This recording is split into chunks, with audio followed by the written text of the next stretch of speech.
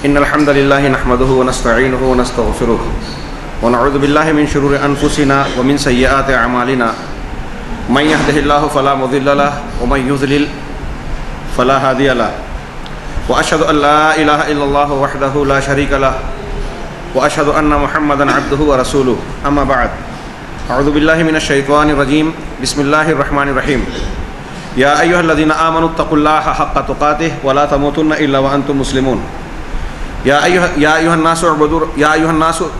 الناس اتقوا ربكم الذي خلقكم من نفس واحدة وخلق منها زوجها وبث منهما رجالا كثيرا ونساء واتقوا الله الذي تساءلون به والأرحام إن الله كان عليكم رقيبا يا أيها الذين آمنوا اتقوا الله حق تقاته ولا تموتن إلا وأنتم مسلمون أعوذ بالله من الشيطان الرجيم بسم الله الرحمن الرحيم آمن الرسول بما أنزل إليه من ربه والمؤمنون كل آمن بالله وملائكته وكتبه ورسله لا نفرق بين أحد من رسله فقال تعالى يا أيها الذين آمنوا بالله ورسوله والكتاب الذي نزل على رسوله والكتاب الذي أنزل من قبل ومن يكفر بالله وملائكته وكتبه ورسله واليوم الآخر فقد ضل ضلالا بعيدا.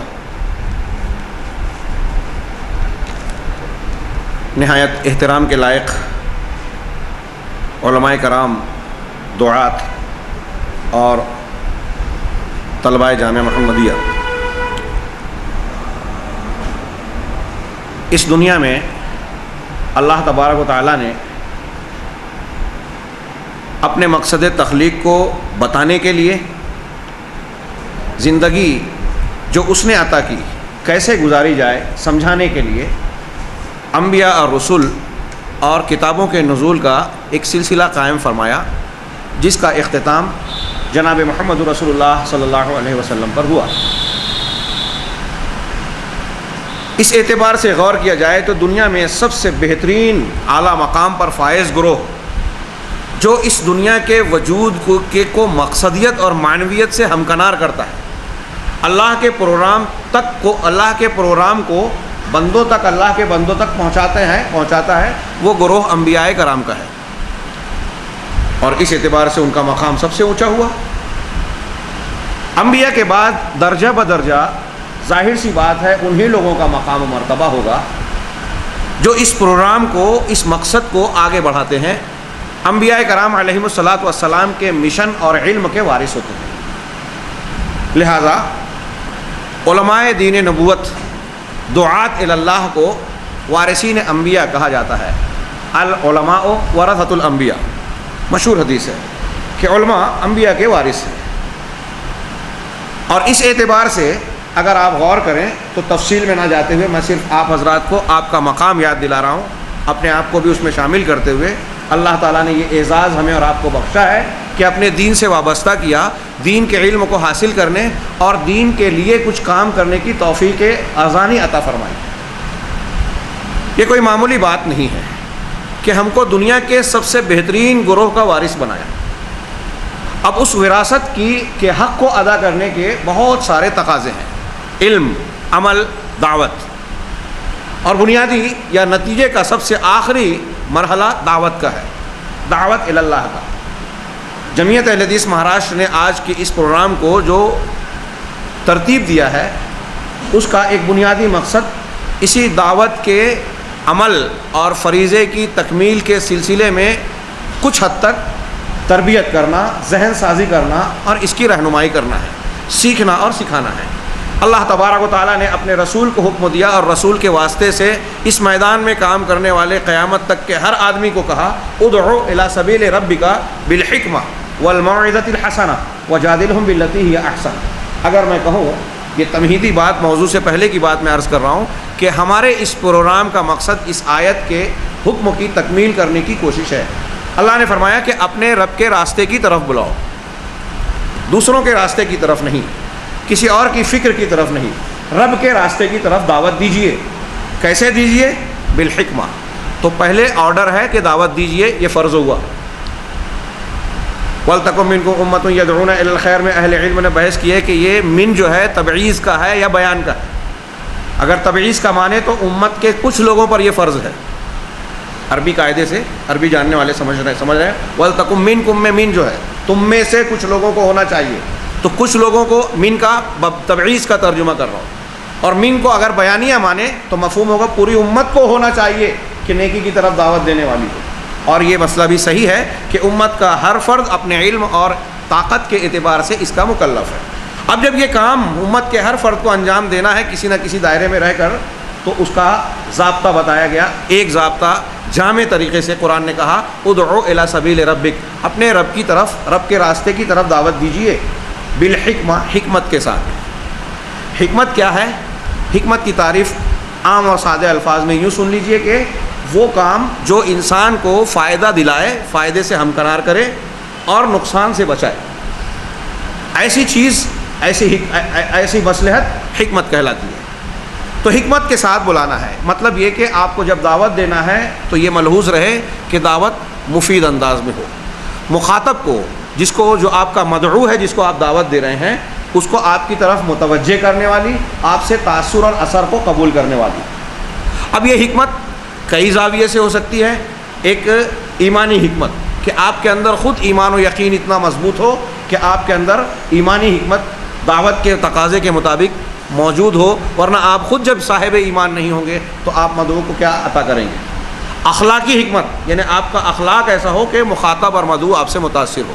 انبیاء کرام، نبی کریم صلی اللہ علیہ وسلم نے دعوت دینے سے پہلے اپنے آپ کو صادق و امین تسلیم کروایا، اپنے کردار کی بلندی کو پورے معاشرے سے قبول کروایا، اس کے بعد دعوت دی۔ تو اخلاقی حکمت بھی ضروری ہے کہ آپ گالی گلوچ کرنے والے، جھگڑا کرنے والے، بد اخلاق، جھوٹے، بے ایمان، اس قسم کے اوصاف سے صاف ستھرے ہو، تو آپ کے اندر اخلاقی حکمت ہوگی۔ علمی حکمت یعنی آپ جو چیز پیش کر رہے ہیں وہ آپ کی باتیں علم اور تحقیق کے معیار پر اترنے والی ہو، دلائل سے آراستہ ہو، یوں ہی خالی خلی بات آپ نہ کہیں، بلکہ آپ کے پاس مواد ہو پیش کرنے کا۔ بغیر علم کے اگر آپ دعوت دیں گے تو فائدے کی بجائے نقصان ہوگا، لہٰذا یہ حکمت کے ساتھ دعوت نہیں ہوگی۔ ہمارے یہاں بہت سارے لوگ قرآن و حدیث یا دلائل کو یا علم کو جانے بغیر دعوت دینے کا کام کرتے ہیں یا اس کی تعلیم دیتے ہیں۔ یہ اسلامی منہج نہیں، نبی کا طریقہ نہیں، قرآن کی تعلیم نہیں۔ تو علمی حکمت بھی ضروری ہے، لسانی حکمت بھی ضروری ہے کہ آپ کی زبان شستہ ہو، شائستہ ہو، متاثر کرنے والی ہو۔ جب آپ تقریر کریں، جب آپ بیان دیں، جب مخاطب سے کوئی بات کہیں تو اس کو سننا اچھا لگے، اس کی دل آزاری نہ ہو، اس کے سماعت پر وہ بوجھ نہ محسوس ہو، اس کے اندر گندی باتیں نہ ہوں، اور اس سے متعلق دوسرے تمام پہلو جو لسانیات، زبان دانی اور القاء کے طریقے سے تعلق رکھتے ہیں، وہ تمام خوبیاں آپ کے اندر ہونی چاہیے۔ یہ چیزیں سیکھنے سے، علم سے اور اساتذہ کے درمیان رہنے سے، کتابوں کے مطالعہ کرنے سے، انبیاء اور سلف کے سیرت کا مطالعہ کرنے سے آپ کو حاصل ہوگی۔ یہ تمام حکمتیں ہوں۔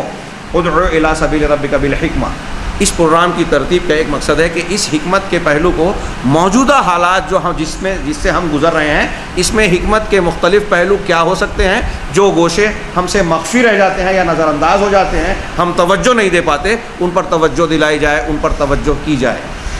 دوسری ایک تفسیر کو یوں کہیں کہ حکمت کے ساتھ دعوت دینا ہے کا مطلب یہ کہ آپ کو مخاطب کو ایسے ذریعے سے اپنی بات پیش کرنی ہے کہ اس کی عقل اور فکر سوچنے پہ مجبور ہو جائے اور ماننے پر آمادہ ہو جائے، یہ حکمت ہوگی۔ اس کے بعد موعظہ حسنہ کا وقت کی باری آتی ہے۔ اگر عقل کو خطاب کر کے حکمت کے تمام تر پہلوؤں کو اختیار کرنے کے بعد بھی بہت زیادہ اثر نہیں ہوا یا سامنے والے نے قبول نہیں کیا، تو آپ دوسرے مرحلے پہ آئیے، موعظۃ حسنہ، واعظ و نصیحت جس میں تذکیر ہو، جس کے اندر ترغیب ہو کہ آپ اچھا کام کریں گے، یہ کریں گے تو آپ کو ایسے ایسے باغات، جنت، اللہ کا انعام ملے گا۔ جو انسان کے دل میں جذباتی طور پر اس کے حصول کی خواہش پائی جاتی ہے فطری طور پر، اور ڈرایا جائے کہ ایسا نہ کرو گے تو دنیا میں بھی آفت و مصیبت آ سکتی ہے، بیماریاں، پریشانیاں وغیرہ، برزخ میں بھی انتہائی خطرناک قسم کے حالات سے دوچار ہونا پڑے گا، اور پھر آخرت میں تو دردناک عذاب ہے جس کا ہم تصور نہیں کر سکتے۔ یہ وہ چیز ہوگی جو موعظہ حسنہ کے ضمن میں آئے گی، یعنی جس سے انسان کا دل پسج جائے، خوف زدہ ہو جائے یا رغبت میں نیکی کی طرف بڑھ جائے۔ یہ موعظۃ حسنہ ہے، تذکیر۔ اللہ تبارک و تعالیٰ کے رسولوں کو دیکھیے، وہ انسان کے دماغوں کو بھی مخاطب کرتے تھے اور قلوب کو بھی، عقلی دلیلیں بھی پیش کرتے تھے اور جذبات کو جھنجھوڑ دینے والی باتیں بھی۔ یہ دونوں چیزوں کا مجموعہ حکمہ اور موعظۃ حسنہ۔ پھر اس کے بعد تیسرا مرحلہ ہے وجادلہم باللتی ہی احسن، اور پھر ان سے جدال کیجیے۔ اگر یہ مراحل بھی کام نہ کر پائیں، اور مخاطب جو ہے، مدعو جو ہے، سامنے والا آپ کی مخالفت پر آمادہ ہے، آپ سے بحث و نقاش، جدال و جھگڑا کرنا چاہتا ہے، تو تمہارا کام یہ ہے کہ جادلہم باللتی ہی احسن، کہ جدال کرو اس طریقے سے جو سب سے بہتر طریقہ ہے۔ وہ کون سا طریقہ ہے؟ وہ نبی کی تعلیم کیا ہوا طریقہ ہے، جو قرآن و حدیث میں بیان کیا گیا ہے، ان حکمت و موعظت حسنہ کے ضمن میں اس سے جڑا ہوا طریقہ، جس کے اندر انانیت نہ آئے، جھگڑے کا پہلو نہ آئے، آپ اپنے اخلاقی دائرے سے باہر نہ نکلیں، اچھے ڈھنگ سے جدال کریں، یعنی جدال میں حکمت کا، موعظت کا پہلو ہو، اور ساتھ ساتھ ان تمام چیزوں سے گریز ہو جس سے جدال برے نتیجے کی طرف لے جاتا ہو اور آپ کا مقصد فوت ہوتا ہو۔ یہ تمہید کی تھوڑی سی بات طویل ہو گئی۔ میں یہ عرض کرنا چاہتا ہوں کہ یہ جو پروگرام ترتیب دیا گیا ہے موجودہ حالات میں، چونکہ تمام لوگ علماء، دعات اور طلبہ ہیں، اور ان حالات سے انہیں دوچار ہونا ہے یا ہونا پڑ رہا ہوگا۔ آپ دیکھ رہے ہوں گے کہ یوں تو دعوت کا تقاضا ہمیشہ جوان رہا ہے، لیکن بالخصوص جماعت اہل حدیث کے تعلق سے گزشتہ چند سالوں میں بتدریج مخالفتوں میں اضافہ ہوا ہے، اور مخالفت کرنے والوں کو بعض چیزوں کی وجہ سے اہل حدیث کا اس کا مالی خلیہ ہوتا جا رہا ہے کہ وہ اس سلسلے میں اپنے آپ کو اپنی صفوں میں کچھ اتحاد اور تنظیم پیدا کر رہے ہیں۔ باقاعدہ طور سے اس سلسلے میں ٹریننگ اور تربیت دی جا رہی ہے کہ اہل حدیث نوجوانوں کو کس طریقے سے جذباتی بنایا جائے، پھانسا جائے، الجھایا جائے، دعات اور مبلغین علماء کو کس طریقے سے کام سے روک کر ان کے رخ کو پھیرا جائے، ان کو بدنام کیا جائے، اور جماعت اہل حدیث اور جمعیت اہل حدیث کو اس طرح سے پیش کیا جائے عام لوگوں کے سامنے کہ لوگ اس سے متنفر ہو جائیں، دور ہو جائیں۔ الزامات کا نصف صدی سے زیادہ طویل عرصے سے ایک لمبا سلسلہ جاری رہا، لیکن ابھی منظم طریقے سے مزید ان پرانے الزامات کو پھر سے پیش کرنے اور اس میں کچھ نیا پن لانے کی، اور اہل حدیثوں کو پھانسنے اور پھنسانے کے لیے، بدنام کرنے کے لیے کچھ نئے طریقہ کار اختیار کیے جا رہے ہیں۔ اس تناظر میں آپ حضرات کو مدعو کیا گیا ہے کہ ہمیں ایسی صورت میں حکمت، موعظت اور جدال بے احسن طریق کے طور طریقوں کو موجودہ حالات میں آپس میں مل بیٹھ کر اہل علم کے مشورے سے، تجربہ کار لوگوں کے تجربات کی روشنی میں سمجھنا چاہیے، کیونکہ ایسا نہ کرنے سے، نہ سمجھنے سے، نئے لوگ یا نہ تجربہ کاری کی بنیاد پر یا جذباتی طور سے جب آدمی اس سے نمٹنے کی کوشش کرتا ہے تو بعض مرتبہ، بلکہ اکثر ایسا ہوتا ہے کہ بجائے مسئلہ سلجھنے کے مزید الجھ جاتا ہے۔ اور اگر ہم ایک اچھا کام کرنے گئے ہیں، اچھی دعوت پیش کرنے گئے ہیں، قرآن و حدیث جو مسلک اہل حدیث جس کا نمائندہ ہے اور جو اللہ تبارک و تعالیٰ کا نازل کیا ہوا خالص دین ہے، اسے ہم پیش کرنے جا رہے ہیں، لیکن اس کی بجائے معاملہ الجھ کر دوسرے رخ پر چلا جاتا ہے، جھگڑے لڑائی کی نوبت ہوتی ہے، اور پھر یہ معاملہ دین کے باہمی خصومات اور نزاعات کے دائرے سے نکل کر کبھی کبھی سیاسی قسم کا اور سماجی قسم کا مسئلہ بن جاتا ہے۔ میں یہ اشارہ کر رہا ہوں، موجودہ حالات میں آپ سمجھ سکتے ہیں کہ اس قسم کے معاملات مختلف شہروں، بستیوں اور علاقوں میں پیش آ رہے ہیں۔ بعض اہل حدیث مخالف ادارے اپنے نصاب کے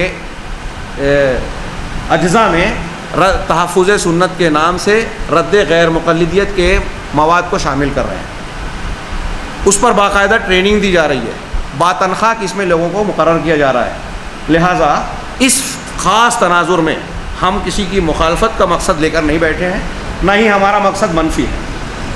ہمارا مقصد مثبت اس طرح سے ہے کہ اس ایسے ماحول میں جب کہ مسلمانوں کے خلاف دنیا کی مختلف مصیبتوں کی باڑھ آئی ہوئی ہے، ایسے میں ہمارا باہمی اختلاف جو مسلک اور مسائل کا اختلاف ہوتا ہے، کبھی کبھی زیادہ تر جزوی یا فروعی ہوتا ہے، کبھی کبھی یہ بنیادی اور اصولی اور عقیدے کا بھی ہوتا ہے، یہ چیزیں ہمارے آپس میں اس طرح سے ماحول اور معاملہ پیدا نہ کریں کہ ہم خود بھی آپس میں کمزور ہو جائیں اور اعدائے اسلام کے لیے نرم چارہ ثابت ہو، لقمہ تر بن جائیں۔ یہ ایک بڑا مسئلہ ہے جو ان چھوٹے چھوٹے معاملات سے وابستہ ہوتا ہے۔ لہٰذا ہم مثبت انداز میں یہ چاہتے ہیں کہ دعات، مبلغین ہمارے علی وجہ البصیرہ شعور کے ساتھ اس مجلس میں، اس پروگرام میں شریک ہوں، جو یہ آج آغاز ہے، ابتدا ہے۔ اس میں ابھی ہم بھی کچھ حد تک تجربے سے گزریں گے۔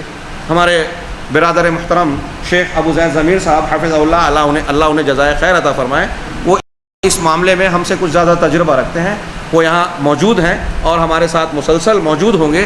انشاءاللہ ان کے ساتھ ساتھ رفاقت میں چلتے ہوئے ہم لوگ یہ کوشش کریں گے کہ ان پورے حالات میں مواد کے اعتبار سے، علمی مواد کے اعتبار سے، طور طریقے کے اعتبار سے، نظم و ضبط کے اعتبار سے ہمیں کون سی پالیسی اور طریقہ کار اختیار کرنا چاہیے، مختلف عناوین کے تحت یہ چیزیں آپ کے سامنے پیش کرنے کی کوشش کی جائے گی۔ پھر اس ضمن میں جو آپ کو مواقع ملیں گے اپنی بات پیش کرنے کا، تو آپ اپنے تجربات یا اپنے واقعات بیان کریں گے، اس میں یہاں اہل علم کی موجودگی میں یہ گفتگو کی جا سکتی ہے کہ کس معاملے میں کیا رخ اور کیا رویہ اختیار کیا جائے۔ کافی لمبی بات ہو گئی، عنوان سے پہلے مجھے شیخ فضل الرحمان نے اور دوسرے لوگوں نے کہا تھا کہ تھوڑا اس پروگرام سے متعلق 2 جملے کہہ دیے جائیں، لیکن بات طویل ہو گئی۔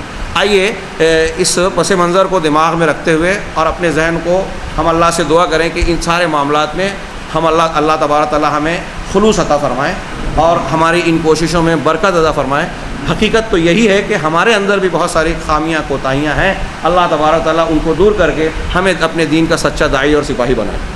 محترم حاضرین، آئیے عنوان کی طرف، اور عنوان کی تمہید کے طور پر میں آپ کو ایک حکایت یاد دلاؤں جس کے تعلق سے میں سمجھتا ہوں آپ نے بہت سنا ہوگا۔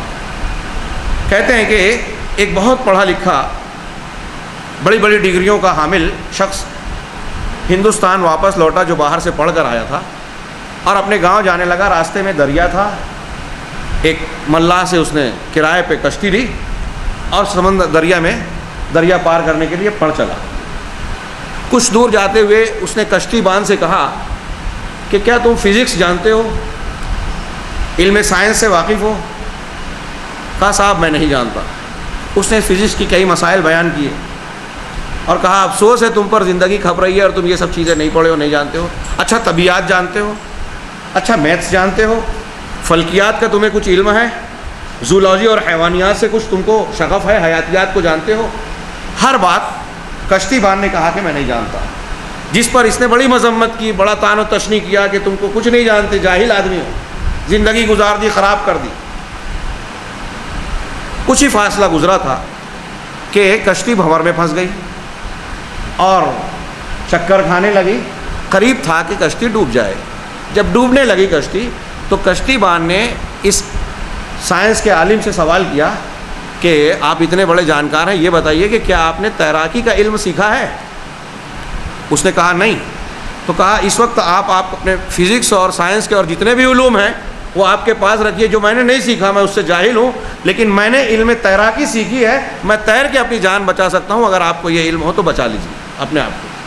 کہا وہ سمندر میں دریا میں کودا اور تیر کر کنارے لگ گیا اور وہ عالم ڈوب کے مر گیا۔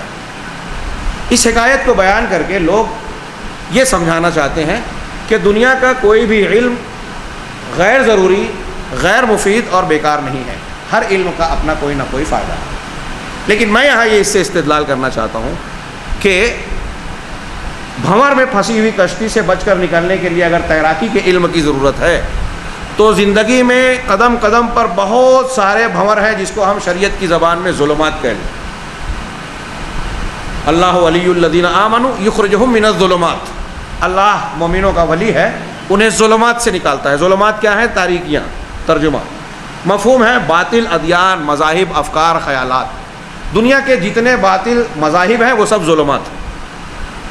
ایمان والوں کو ان ظلمات سے اللہ نکالتا ہے اور نور کی طرف رہنمائی فرماتا ہے۔ اس دنیا کے اندر ایسی ظلمات ہر طرف بکھری ہوئی ہیں، مختلف مذاہب کی شکل میں، ہندو مت، نصرانیت، یہودیت، بدھزم اور پھر نہ جانے کیا کیا، اور خود اسلام کے نام پر رافضیت، باطنیت، تصوف اور نہ جانے کیا کیا، یہ سارے ظلمات ہیں۔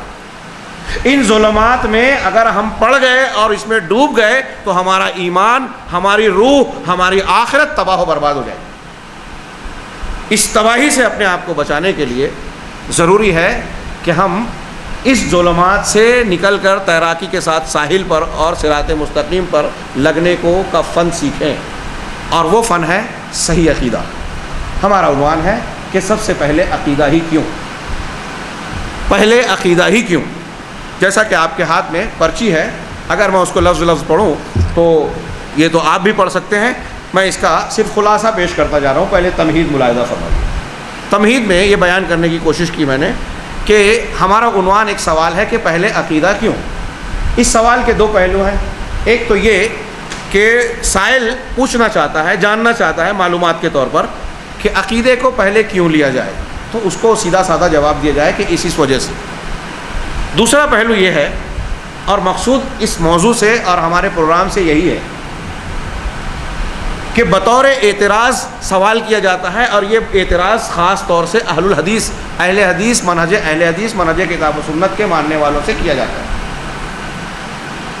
کہ بھائی صاحب آپ عقیدے ہی پہ کیوں زور دیتے ہیں، عقیدے کے پیچھے کیوں پڑے رہتے ہیں، اور عقیدے کے مباحث آپ چھیڑیں تو کہتے ہیں کہ بھائی یہ مسلمانوں کے اندر صفوں میں اتحاد کے بجائے انتشار پیدا کرتے ہیں، یہ شرک ہے، یہ بدعت ہے، یہ کفر ہے، یہ ایمان و عقیدے کے خلاف ہے۔ ایسا جب آپ کسی قوم سے کہتے ہیں، گروہ سے، مسلک سے، اہل مسلک سے، تو وہ مسلک کے ماننے والے جس چیز کو مان رہے ہیں، جس چیز کو اختیار کیے ہوئے ہیں، جب آپ اس کو شرک اور بدعت قرار دیتے ہیں تو وہ ناراض ہو جاتے ہیں، وہ آپ پر غضبناک ہوتے ہیں اور مخالفت پر آمادہ ہوتے ہیں۔ تو مخالفانہ رویہ ہوتا ہے، بحث و نقاش ہوتا ہے، مناظرہ ہوتا ہے، اور پھر جھگڑا ہوتا ہے۔ تو اہل الحدیث مسلمانوں میں انتشار پیدا کرنا چاہتے ہیں، اور یہ کوئی صرف نچلی سطح کے عوام کا اعتراض نہیں ہے۔ یہ بڑے بڑے لوگ گزشتہ دنوں جب دیوبندیہ نامی کتاب عرب میں لکھی گئی، اور جہود و علماء الاحناف فی رد القبوریہ والقبورین، اس قسم کی کتاب شمس الدین افغانی نے لکھی، اور شیخ صلاح الدین مقبول حفظہ اللہ نے کتاب لکھی،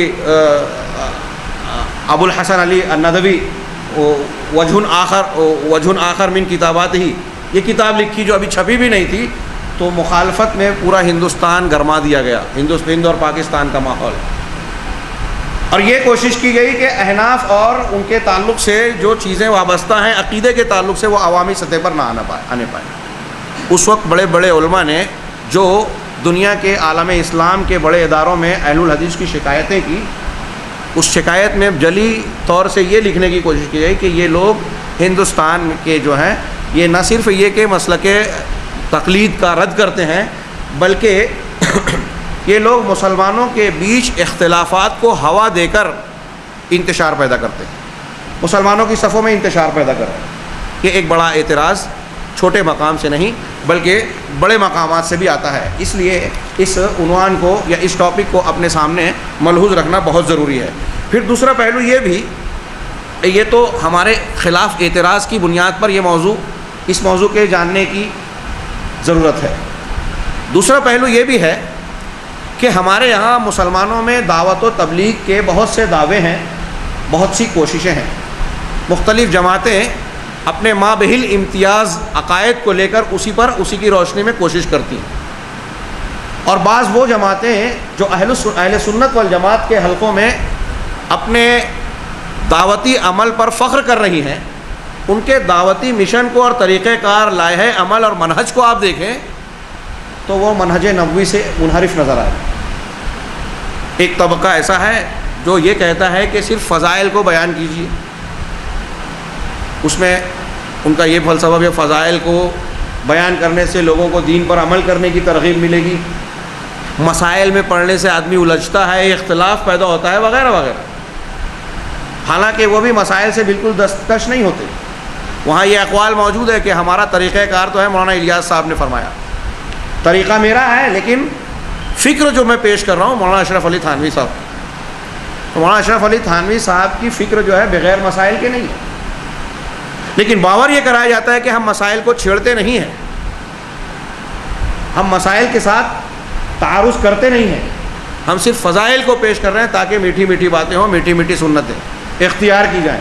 وہ معاملات جس میں اختلاف ہو، اچھا اس میں بھی لہٰذا یہ طریقہ کار اختیار کرتے ہوئے بھی، خیر بہت ساری، میں اس میں جاؤں تو تفصیل ہو جائے گی۔ ایک طرف عنوان بنایا گیا یہاں فضائل کا، دوسری طرف ایک جماعت نے اپنے موقف کو، اپنے نصب العین کو یہ مقرر کیا کہ دنیا میں اسلامی حکومت اور اسلام کا نظام قائم ہونا چاہیے، اور اقامت دین کی ایک اصطلاح کو قرآن سے کشید کیا، اس کی اپنی تشریح کی ان کے بانی کی فکر کے روشنی میں، اور اسی کو اپنی دعوت، اپنی تبلیغ، اپنے اشاعت کا مرکزی نقطہ قرار دے دیا۔ اب اسے وہ جو اپنے فکر کے اعتبار سے اقامت دین کا مفہوم و معنی بیان کرتے ہیں، اس خانے میں اگر آپ توحید اور شرک کی بات، سنت اور بدعت کی بات، عقیدے اور گمراہی کی بات کریں تو انہیں محسوس ہوتا ہے کہ یہ دعوتی حکمت کے خلاف ہے، منہج نبوی کے خلاف ہے، مسلمانوں کی ضرورت کے خلاف ہے۔ لہٰذا وہ اسے نفرت کی نگاہ سے دیکھتے ہیں۔ کچھ جماعتیں ایسی ہیں جو اگر عقیدے پہ توجہ بھی دیتی ہیں تو وہ عقیدہ صحیحہ ہے ہی نہیں، بلکہ وہ اسلام میں باطنیت رافضیت سے کشید کیا ہوا عقیدہ ہے۔ اور ایک طرف ہمیں اہل تصوف وغیرہ بھی نظر آتے ہیں جو روحانیت، تزکیہ نفس اور احسان کے نام پر اصل اور صحیح عقیدے سے ہٹا کر لوگوں کو عنوان تو یہ دیتی ہیں کہ ہم تزکیہ نفس کر رہے ہیں، اصلاح باطن کر رہے ہیں، لیکن امت کے ایک بہت بڑے طبقے کو جو انہیں سفید پوش، سیدھا سادہ اور مصلح سمجھتی ہے، وہ عقائد کے بعد میں بہت دور کی گمراہیوں میں لے کے چلے جاتے ہیں۔ اس کا کچھ حصہ میرے کل کے مقالے میں ہلکا سا آئے گا۔ فی الحال پہلے عقیدہ کیوں، اس عنوان سے متعلق یہ چند نکات ہم دیکھیں گے اور اس پر گفتگو کریں گے۔ سب سے پہلے عقیدے کا مطلب، عقیدے کی اہمیت یا اس کو پہلے کیوں پیش کیا جاتا ہے، اس کے ذکر سے پہلے عقیدے کا مطلب۔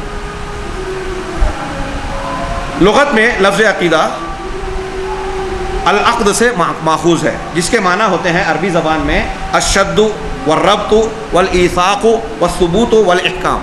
ان تمام کا مفہوم یہ ہے مضبوطی سے باندھنا، کوئی کام پختگی سے کرنا، سختی سے باندھ دینا، استحکام کے ساتھ کوئی کام کرنا، یہ ہے عقیدے کا لغوی معنی۔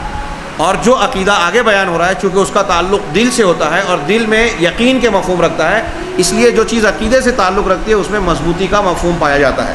دیکھیے آگے اصطلاح میں عقیدہ کہتے ہیں الایمان الجازم باللہ تعالی وبما یجب له من التوحید والایمان بملائکتہ وکتبہ ورسلہ والیوم الآخر والقدر خیرہ وشرہ وبما یتفرع عن هذه الاصول ویلحق بها مما هو من اصول الدین۔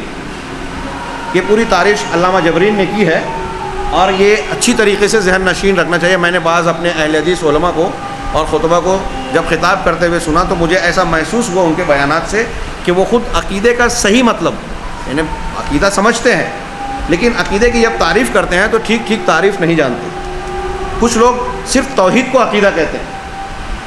عقیدے میں توحید ہے اور توحید اس عقیدے کی اصل الاصول اور سب سے بڑی بنیاد، بقیہ تمام چیزیں اسی کا لاحقہ ہیں، اسی کے سے متعلق چیزیں ہیں، لیکن صرف توحید یا اللہ رب العزت کے تعلق سے ایمانیات کے اجزاء کو عقیدہ نہیں کہا جاتا۔ آپ اردو میں دیکھیے، میں نے اسی لیے اس کا ترجمہ بھی کیا ہے کہ اللہ تعالیٰ کی ذات پر اور اس کے حق کے واجب یعنی توحید پر پختہ یقین رکھنا۔ ایمان کا معنی یقین ہوتا ہے، اس لیے میں نے قوس میں اسے لکھ دیا۔ نیز اس کے فرشتوں، اس کی کتابوں، اس کے رسولوں، آخرت کے دن اور تقدیر کے بھلے برے پر ایمان و یقین رکھنا، ساتھ ہی ان اصول و بنیادوں سے متعلق فروعات پر یقین رکھنا اور ان سے متعلق تمام چیزوں کو جوڑ دینا، یعنی ان تمام چیزوں کو جوڑ دینا، ملحق کرنا جو دین کے اصول سے تعلق رکھتی ہیں۔ اب اس میں سے 6 بنیادیں ہیں جو عقیدے کی، ایمان کی بنیاد کہلاتی ہیں۔ اس میں سے ہر بنیاد کی کچھ فروعات ہیں، کچھ ملحقات ہیں جو اس سے لازمی اور فطری ربط رکھتے ہیں۔ مثلا آپ نے اللہ رب العزت پر ایمان لایا تو اللہ رب العزت کے پر ایمان کے کئی پہلو ہیں، اللہ کی ذات کے، اس کے افعال کے، اس کی صفات کے، اس کے حقوق یعنی الوہیت سے متعلقہ امور کے، یہ تمام چیزیں اللہ تبارک و تعالیٰ کے ایمان پر کی تفصیل میں شامل ہوگی، اس کے اسماء و صفات وغیرہ کی بحث بھی۔ اسی طریقے سے آپ آخرت پر ایمان لاتے ہیں تو اب آخرت کا انسان سے مر جانے کے بعد یوں سمجھ لیجئے کہ اس کی آخرت کا معاملہ شروع۔ تو ایک تو برزخی زندگی ہے، اس کے متعلق جو قرآن و حدیث نے بیان کیا ہے، پھر دوبارہ زندہ ہونے کے بعد میدان حشر میں جو معاملات پیش آنے والے ہیں، انبیاء و صالحین کا جو معاملہ ہونے والا ہے، پھر اس کے بعد وہ دوسروں کا جو قرآن و حدیث میں بیان کیا گیا ہے، اور نامہ اعمال کو دائیں ہاتھ میں بائیں ہاتھ میں دیا جانا، حساب و کتاب کا ہونا اور نفسہ نفسی کی کیفیت کا ہونا، پھر پل صراط اور حوض کوثر کا معاملہ پیش آنے والا ہے، یہ تمام تفصیلات، اور پھر جنت و جہنم، حساب و کتاب، میزان عمل، یہ ساری چیزیں آخرت پر ایمان کے ملحقات میں یا فروعات میں شامل ہیں۔ جنت و جہنم تک اور جنت و جہنم کے اندر کی جو تفصیلات قرآن و حدیث میں بیان کی گئی ہیں، یہ میں نے تھوڑی سی اشارہ کیا۔ اب انبیاء پر ایمان لائے تو انبیاء کے پچھلے انبیاء کے تعلق سے کتنے انبیاء گزرے، قرآن و حدیث نے جتنا بتایا اتنا ہم مانیں۔ جن کا نام بتایا ان کو نام کے ساتھ اسلام پہ ہم ایمان لاتے ہیں، جن کا نام نہیں بتایا ان کو بغیر نام کے مانتے ہیں۔ اگر قرآن و حدیث نے کسی نبی کا نام نہیں بتایا اور کوئی کہہ رہا ہے جیسے آج کل کچھ کتابیں ہیں اگر اب بنا جاگے تو، اور دوسری وہ یہ ثابت کرنے کی کوشش کرتے ہیں کہ یہاں ہندو دھرم کی جو بنیادی کتاب ہے وید، یہ آسمانی کتاب معلوم ہوتی ہے، اور اس کو پیش کرنے والے کچھ ہندو بڑی شخصیات کو وہ یہ اندازہ ظاہر کرتے ہیں کہ ہو سکتا ہے وہ رسول ہوں۔ ایک صاحب نے تشریح کر کے بہت شد و مت سے کہا کہ قرآن میں ذوالکفل کے نام سے جس کا تذکرہ کیا گیا ہے، ایسا محسوس ہوتا ہے اور لگتا ہے دلائل یہ بتاتے ہیں کہ وہ گوتم بدھ تھے، حالانکہ یہ بالکل غلط بات ہے۔ اول ہم کوئی تفصیل نہ جانیں تو اس بنیاد پر کہ قرآن و حدیث نے عقیدے کی جن چیزوں کو بیان نہیں کیا، جن انبیاء کا نام نہیں لیا، ہم ان کو نہیں مانتے، اور اگر کوئی نام معلوم ہے لیکن قرآن و حدیث کی تصدیق نہیں ہے کہ وہ نبی تھے تو ہم اسے یوں ہی تسلیم نہیں کریں گے۔ زرتشت ہوں، پنڈت رام چندر جی ہوں، گوتم بدھ ہوں یا کوئی اور شخصیت، ہم انہیں یہ تسلیم نہیں کریں گے۔ اسی طریقے سے وید ہو یا کوئی اور کتاب، اگر اس میں توحید کی کچھ باتیں ہیں، انبیاء و صالحین کے پرانے کچھ واقعات کا ذکر ہے، تو محض اس وجہ سے کہ اس میں نوح علیہ السلام کا واقعہ ہے، اس میں آدم علیہ السلام کا ذکر ہے، اس میں فلاں فلاں نبی کا سچا واقعہ بیان کیا گیا ہے، اس بنیاد پر ہم کسی کتاب کو آسمانی کتاب تسلیم کر لیں، یہ صحیح نہیں ہے۔ یہاں ایک اصولی چیز جو آپ کو اس میں نوٹ نہیں ہے، نوٹ کرنا چاہیے، وہ آگے کی بحث سے تعلق رکھتی ہے، وہ یہ کہ عقیدے کا ماخذ قرآن و حدیث ہے۔ عقیدہ غیبیات سے تعلق رکھتا ہے۔ غیبیات کو جاننے کے لیے دنیا میں انسان کے پاس عقل کا، مشاہدے کا، تجربے کا اور دوسروں کے جو عام انسان ہیں ان کے ذریعے سے جاننے کا کوئی ذریعہ موجود نہیں ہے۔ عقیدے اور غیبیات سے متعلق جانکاری کا ایک ہی ذریعہ ہے اور وہ ہے وحی الہی، اور وحی الہی یا تو اللہ کے قرآن کی شکل میں اب صاف ستھرے طور پہ موجود ہے یا رسول اللہ صلی اللہ علیہ وسلم کی احادیث مبارکہ کی شکل میں۔ لہٰذا ایمان بالغیب یا عقیدے سے متعلق تمام امور کی بنیاد قرآن و حدیث سے لی جائے گی۔ جو چیز جتنی بیان کی گئی ہے، یہ بہت اہم اصول ہے، بظاہر چھوٹی سی بات، ابتدائی بات، لیکن اس کو سامنے رکھیے تو وہ سارے لوگ جو اپنی عقل و قیاس سے اور مختلف قسم کے توڑ جوڑ کر کے تاریخی اعتبار سے، عقلی اعتبار سے کسی غیر نبی کو نبی بنانا چاہتے ہیں، کسی بھی کتاب کو آسمانی کتاب گردانوانا چاہتے ہیں، وہ ساری چیزیں رد ہو جاتی ہیں، وہ ہمارے خانے میں اصول اور ضابطے میں نہیں بیٹھتی۔ تو یہ کتابوں کا معاملہ، انبیاء کا معاملہ، اس میں جو ایمان جازم کے تحت میں نے عقیدے کی تعریف کی، وہ تمام تفصیلات اور جزیات اس میں شامل ہو گئیں۔ بنیادی طور سے یہ 6 چیزیں ہیں جو حدیث جبریل میں بیان کی گئی کہ ان تؤمن باللہ و ملائکتہ و کتبہ و رسلہ والیوم الآخر والقدر خیرہ و شرہ۔ اور اگر آپ جو میں نے تھوڑی سی تشریح اور اشارہ کیا اس کو سامنے رکھیں تو آپ کو یہ بات آسانی سے سمجھ میں آئے گی کہ عقیدے اور ایمان کی یہ 6 بنیادیں یہ ایسی ہیں کہ اگر اس کو ٹھیک اور صحیح طریقے سے ایک انسان مان لے تو ایمان بالغیب سے متعلق قرآن و حدیث میں بیان کیے ہوئے جتنی جزیات ہیں وہ سب کسی نہ کسی طریقے سے ان 6 چیزوں سے متعلق ملے گی، یہ 6 چیزیں اس سے مربوط ملے گی۔ تو ان چیزوں پر پختہ یقین رکھنا یہ ہے ایمان۔ آگے اللہ تعالیٰ کی ذات پر اور اس کے حق کے واجب یعنی توحید پر پختہ یقین، یہ تو ہو چکا۔ اس کے بعد ہے کہ یہ چیزیں غیبیات ہیں۔ اہل ایمان کی صفت قرآن مجید میں بیان کی گئی ہے کہ الذین یؤمنون بالغیب، یہ وہ لوگ ہیں جو غیب پر ایمان رکھتے ہیں، اور جو غیب پر ایمان ہے وہی عقیدہ ہے۔ تو اس اعتبار سے معنی و مفہوم کے اعتبار سے دیکھا جائے تو جب ہم اس معنی میں عقیدہ کہتے ہیں تو اس معنی میں ایمان کے لفظ کا بھی اطلاق ہوتا ہے، اور ایمان کا ایک جامع معنی وہ ہوتا ہے اصطلاحی معنی کہ تصدیق بالقلب، اقرار باللسان اور عمل بالجوارح یا عمل بالارکان۔ وہ ایمان کا ایک دوسرا جامع معنی ہے جو اسی سے متعلق ہوتا ہے، تصدیق بالقلب کے اور اقرار باللسان کے مفہوم کے اعتبار سے اس میں شامل ہوگا۔ علماء سلف کی کثیر تعداد آگے ایمان کے عقیدے کے مفہوم بتاتے ہوئے میں نے عرض کیا ہے اس میں کہ علماء سلف کی ایک کثیر تعداد ایمان کو السنہ کا نام دیتی ہے، عقیدے کو سنت کا نام بھی دیا ہے۔ کیوں دیا؟ اس کی وجہ ایک جملے میں یہاں بیان کی کہ بہت سے لوگوں نے عقیدے کے سلسلے میں انحراف کیا اور قرآن و حدیث کی بجائے دوسرے مقامات سے عقل کی بنیاد پر، فلسفہ اور منطق کی بنیاد پر عقائد کی چیزوں کو ثابت کرنا چاہا۔ تو ظاہر سی بات ہے کہ یہ اہل بدعت کہلائے۔ جب وہ اہل بدعت کہلائے تو اہل سنت والجماعت کے علماء سلف نے کہا کہ ہم عقیدہ سنت سے لیتے ہیں، اور ہمارا عقیدہ وہی ہے جو سنت ہے وہ ہمارا عقیدہ ہے۔ عقیدہ سنت ہے، سنت عقیدہ ہے۔ بعض علماء علامہ اسماعیل بربہاری کہتے ہیں کہ وہ جماعت کو کہتے ہیں الجماعت ہی السنہ والسنۃ ہی الجماعت، جماعت سنت ہے اور سنت جماعت ہے۔ اور میں نے اس تشریح کے مقام پر سلف کے طریقے پر کہا کہ جو سنت ہے وہی ہمارا عقیدہ ہے، اور جو عقیدہ ہے وہی سنت سے ثابت شدہ چیز ہے۔ تو یہ قرآن، حدیث، عقیدہ، سنت، جماعت، یہ سب باہم مربوط ہو گئے، ایک دوسرے سے جڑے ہوئے ہیں، الگ نہیں ہو سکتے۔ اس کا مقصد، سنت کا نام دینے کا مقصد جو ہے عقیدہ صحیحہ کو گمراہ فرقوں کے عقائد و اقوال سے ممتاز کرنا تھا، کیونکہ صحیح عقیدہ یعنی عقیدہ اہل سنت والجماعت سنت نبی صلی اللہ علیہ وسلم سے ماخوذ و مستفاض ہے، اور سنت قرآن کا بیان ہے، لہذا یہ چیزیں مربوط ہیں۔ اس کے علاوہ متعدد علماء کرام نے، علماء سلف نے عقیدے کے موضوع پر لکھی گئی اپنی کتاب کا نام السنہ رکھا۔ یہاں دو مثالیں دی، ایک امام احمد بن حنبل نے جو کتاب لکھی محاسبی کے جواب میں، وہ جہمیہ اور قدریہ سے تعلق رکھتا تھا، اللہ کی صفات کا اور عقیدے میں اس نے انحراف اختیار کیا، تو علامہ امام احمد بن حنبل رحمہ اللہ نے اس کے رد میں کتاب لکھی، اس کتاب کا نام رکھا السنہ، کتاب السنہ۔ اسی طریقے سے ابن ابی عاصم بہت بڑے محدث اور عالم امام گزرے ہیں، انہوں نے کتاب لکھی عقیدے کے باب میں، عقیدے سے متعلق قرآن و حدیث کے نصوص وغیرہ کو اور سلف کے عقیدے کو جمع کیا، اس میں اس کا حدیثیں اکٹھا کی، اس کا نام بھی رکھا السنہ۔ اسی طرح بہت سے علماء نے عقیدے پر اصول الدین کا اطلاق فرمایا ہے۔ عقیدے کو اصول دین کہا جاتا ہے، اصول کا معنی اصل کی جمع اصول یعنی بنیادیں، دین کی بنیادیں۔ نیز بعض نے اسے الفقہ الاکبر کہا ہے، فقہ معنی فہم، سمجھنا، کیونکہ دین کے دو حصے ہیں، ایک اعتقادات اور دوسرا عملیات۔ عملیات احکام و شرائع پر مشتمل ہوتی ہیں، جیسے عبادت، نماز، زکوٰۃ، روزہ، حج وغیرہ کے مسائل۔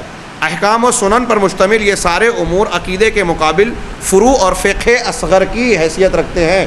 آپ نماز کے احکامات جاننا چاہ رہے ہیں یا پڑھ رہے ہیں، اس کے فقہ اور سمجھ حاصل کر رہے ہیں، حج، روزہ، زکوٰۃ اور نکاح کے مسائل، طلاق کے مسائل، وقف کے مسائل، یہ سب فقہ سے متعلق کہلائیں گے، لیکن یہ فقہ اصغر ہے بمقابلہ عقیدے کے، کیونکہ عقیدہ فقہ اکبر ہے، بڑی فقہ ہے۔ علامہ امام ابو حنیفہ رحمہ اللہ کے نام سے ایک چھوٹا سا رسالہ منسوب ہے کہ یہ ان کی لکھی ہوئی یا ان سے مستفاد معلومات کو کتابی شکل میں جمع کیا گیا ہے، رسالہ ہے۔ امام حنیفہ رحمہ اللہ کے بارے میں کہا جاتا ہے کہ انہوں نے اس کتابچے کو لکھا، اور اس کا وہ عقیدے سے متعلق مباحث ہیں، اور اس کا نام رکھا الفقہ الاکبر، کہ یہ فقہ اکبر ہے۔ تو آپ یہ جو میں نے عقیدے کا تعارف کراتے ہوئے عقیدے کے تعلق سے سلف کی تعبیرات بیان کی کہ اسے اصول دین کہتے ہیں، اسے فقہ اکبر کہتے ہیں، اسے السنہ کہتے ہیں، اسی بنیاد پر آپ عقیدے کی اہمیت کو سمجھ سکتے ہیں کہ دین کی جتنے بھی احکام و مسائل ہیں اس میں عقیدے کو اصول کی حیثیت حاصل ہے، فقہ اکبر کی حیثیت حاصل ہے، یعنی دوسرے تمام مسائل کے مقابلے میں یہ بنیاد ہے۔ علامہ طحاوی رحمہ اللہ نے، علامہ ابن ابی العز نے طحاویہ میں جو جامعہ محمدیہ میں پڑھائی جاتی ہے، اس میں کہا کہ یہ علم اصول دین یعنی عقیدے کے علم کو سیکھنا، عقیدے کا علم، اصول دین کا علم، یہ اشرف العلوم ہے، سب سے زیادہ شرف والا علم، سب سے اعلیٰ مقام کا علم۔ دنیا میں جتنے علوم ہیں ان تمام علوم میں سب سے اعلیٰ علم اصول دین اور عقیدے کا علم ہے، کیونکہ کسی بھی علم کا شرف اور مرتبہ معلوم جس چیز پر بحث کرتا ہے وہ اس کی وجہ سے ہوتا ہے، اور عقیدے کا علم اللہ کی ذات، صفات اور اس کی معرفت سے بنیادی طور سے بحث کرتا ہے، لہٰذا یہ علم اصول دین سب سے اعلیٰ مقام کا علم ہے۔ پہلا نقطہ، اب آئیے اب عقیدے کی اہمیت و اولیت سے متعلق چند نکات و دلائل پر نظر ڈالیں۔ میں ایسا محسوس کرتا ہوں کہ جو آپ حضرات سامعین یا مشارکین کی حیثیت سے یہاں موجود ہیں، تو یہ جو نکات میں پیش کرنے جا رہا ہوں یہ آپ لوگوں کے لیے بلکہ عام اہل حدیث کے لیے بھی نئے نہیں ہوتے۔ الحمدللہ ہمارے علماء کرام، خطباء، مدرسین ان موضوعات پر پیش کرتے ہوئے باتیں، ان نکات کو مختلف انداز میں اپنے اپنے طریقوں سے پیش کرتے ہیں، لہٰذا کہیں کہیں میں سرسری گزر جاؤں گا۔ اگر آپ حضرات کو ایسا محسوس ہوتا ہے کہ یہاں کوئی سوال، کوئی اعتراض، کوئی قابل توضیح نقطہ ہے تو آپ برملا اس پر نوٹ کر کے بعد میں سوال کر سکتے ہیں، انشاءاللہ سوال و جواب یا گفتگو کا موقع بھی رہے گا۔ صحیح عقیدہ، پہلا نقطہ یہ ہے کہ صحیح عقیدہ جن و انس کی تخلیق کا بنیادی مقصد ہے۔ اللہ نے فرمایا وما خلقت الجن والانس الا لیعبدون، جن و انس کو میں نے محض اپنی عبادت یعنی توحید کے لیے پیدا کیا۔ اس کی تشریح کی میں ضرورت نہیں سمجھتا، بہت بنیادی چیز جسے بار بار ہمارے یہاں بیان کیا جاتا ہے۔ لیعبدون کا مطلب لیوحدون، آپ جانتے ہیں۔ دوسری دلیل کے طور پر بیان کیا کہ عالم ارواح میں ہی اللہ تعالیٰ نے انسانوں سے اپنی توحید کا عہد و میثاق لے لیا تھا، عالم ارواح میں لے لیا تھا۔ اس میں کچھ لوگ اختلاف کرتے ہیں، ہمارے جدید دور کے بھی بعض علماء اور عقلیات کو ترجیح دینے والے لوگ یہ جو آگے آیت آ رہی ہے اور اس کی تشریح میں علماء جمہور امت کا جو عقیدہ ہے کہ اللہ تبارک و تعالیٰ نے جب آدم علیہ السلام کی تخلیق فرمائی تو ان کی پیٹھ پر ہاتھ پھیرا اور قیامت تک پیدا ہونے والی تمام ارواح وہاں نکلی، ان سے سوال و جواب ہوا جس کو عہد الستو کہتے ہیں۔ اور قرآن میں جو جمع کا صیغہ استعمال کیا گیا ہے اس سے اشکال پیدا کرتے ہیں کہ اللہ تعالیٰ نے یہ نہیں کہا کہ آدم کی پیٹھ سے نکالا قرآن میں، بلکہ یہ کہا کہ آدم کی ذریت کی پیٹھوں سے نکالا، اور وہ یہ بھی کہتے ہیں کہ اس سلسلے میں کوئی صحیح حدیث نہیں ہے، جیسا کہ علامہ ابن ابلیس نے بھی کہا۔ لیکن حقیقت یہ ہے کہ حدیثوں سے اور صحابہ کرام کے اقوال سے جو ایسے موضوعات پر حکماً مرفوع حدیث کہلائیں اس سے یہ ثابت ہے کہ عالم ارواح کا یہ معاملہ آدم کی پیٹھ سے روحوں کو نکالے جانا اور پھر اس کے بعد عہد و پیمان لینا اللہ رب العزت کا بندوں سے، تمام پیدا ہونے والے انسانوں سے، یہ ایک ایسا حق اور ثابت شدہ عہد و میثاق ہے۔ اللہ تبارک و تعالیٰ نے فرمایا وَإِذْ أَخَذَ رَبُّكَ مِن بَنِي آدَمَ مِن ظُهُورِهِمْ ذُرِّيَّتَهُمْ وَأَشْهَدَهُمْ عَلَىٰ أَنفُسِهِمْ أَلَسْتُ بِرَبِّكُمْ قَالُوا بَلَىٰ شَهِدْنَا أَن تَقُولُوا يَوْمَ الْقِيَامَةِ إِنَّا كُنَّا عَنْ هَٰذَا غَافِلِينَ۔ میں سمجھتا ہوں ترجمے کی ضرورت نہیں ہے کہ اللہ فرما رہا ہے کہ جب تمہارے پروردگار نے آتے بنی آدم کی پیٹھوں سے ان کی ذریت کو نکالا اور انہیں ان پر گواہ بنایا اور پوچھا کہ کیا میں تمہارا رب نہیں ہوں؟ سب نے کہا کیوں نہیں، تو ہی ہمارا پروردگار ہے۔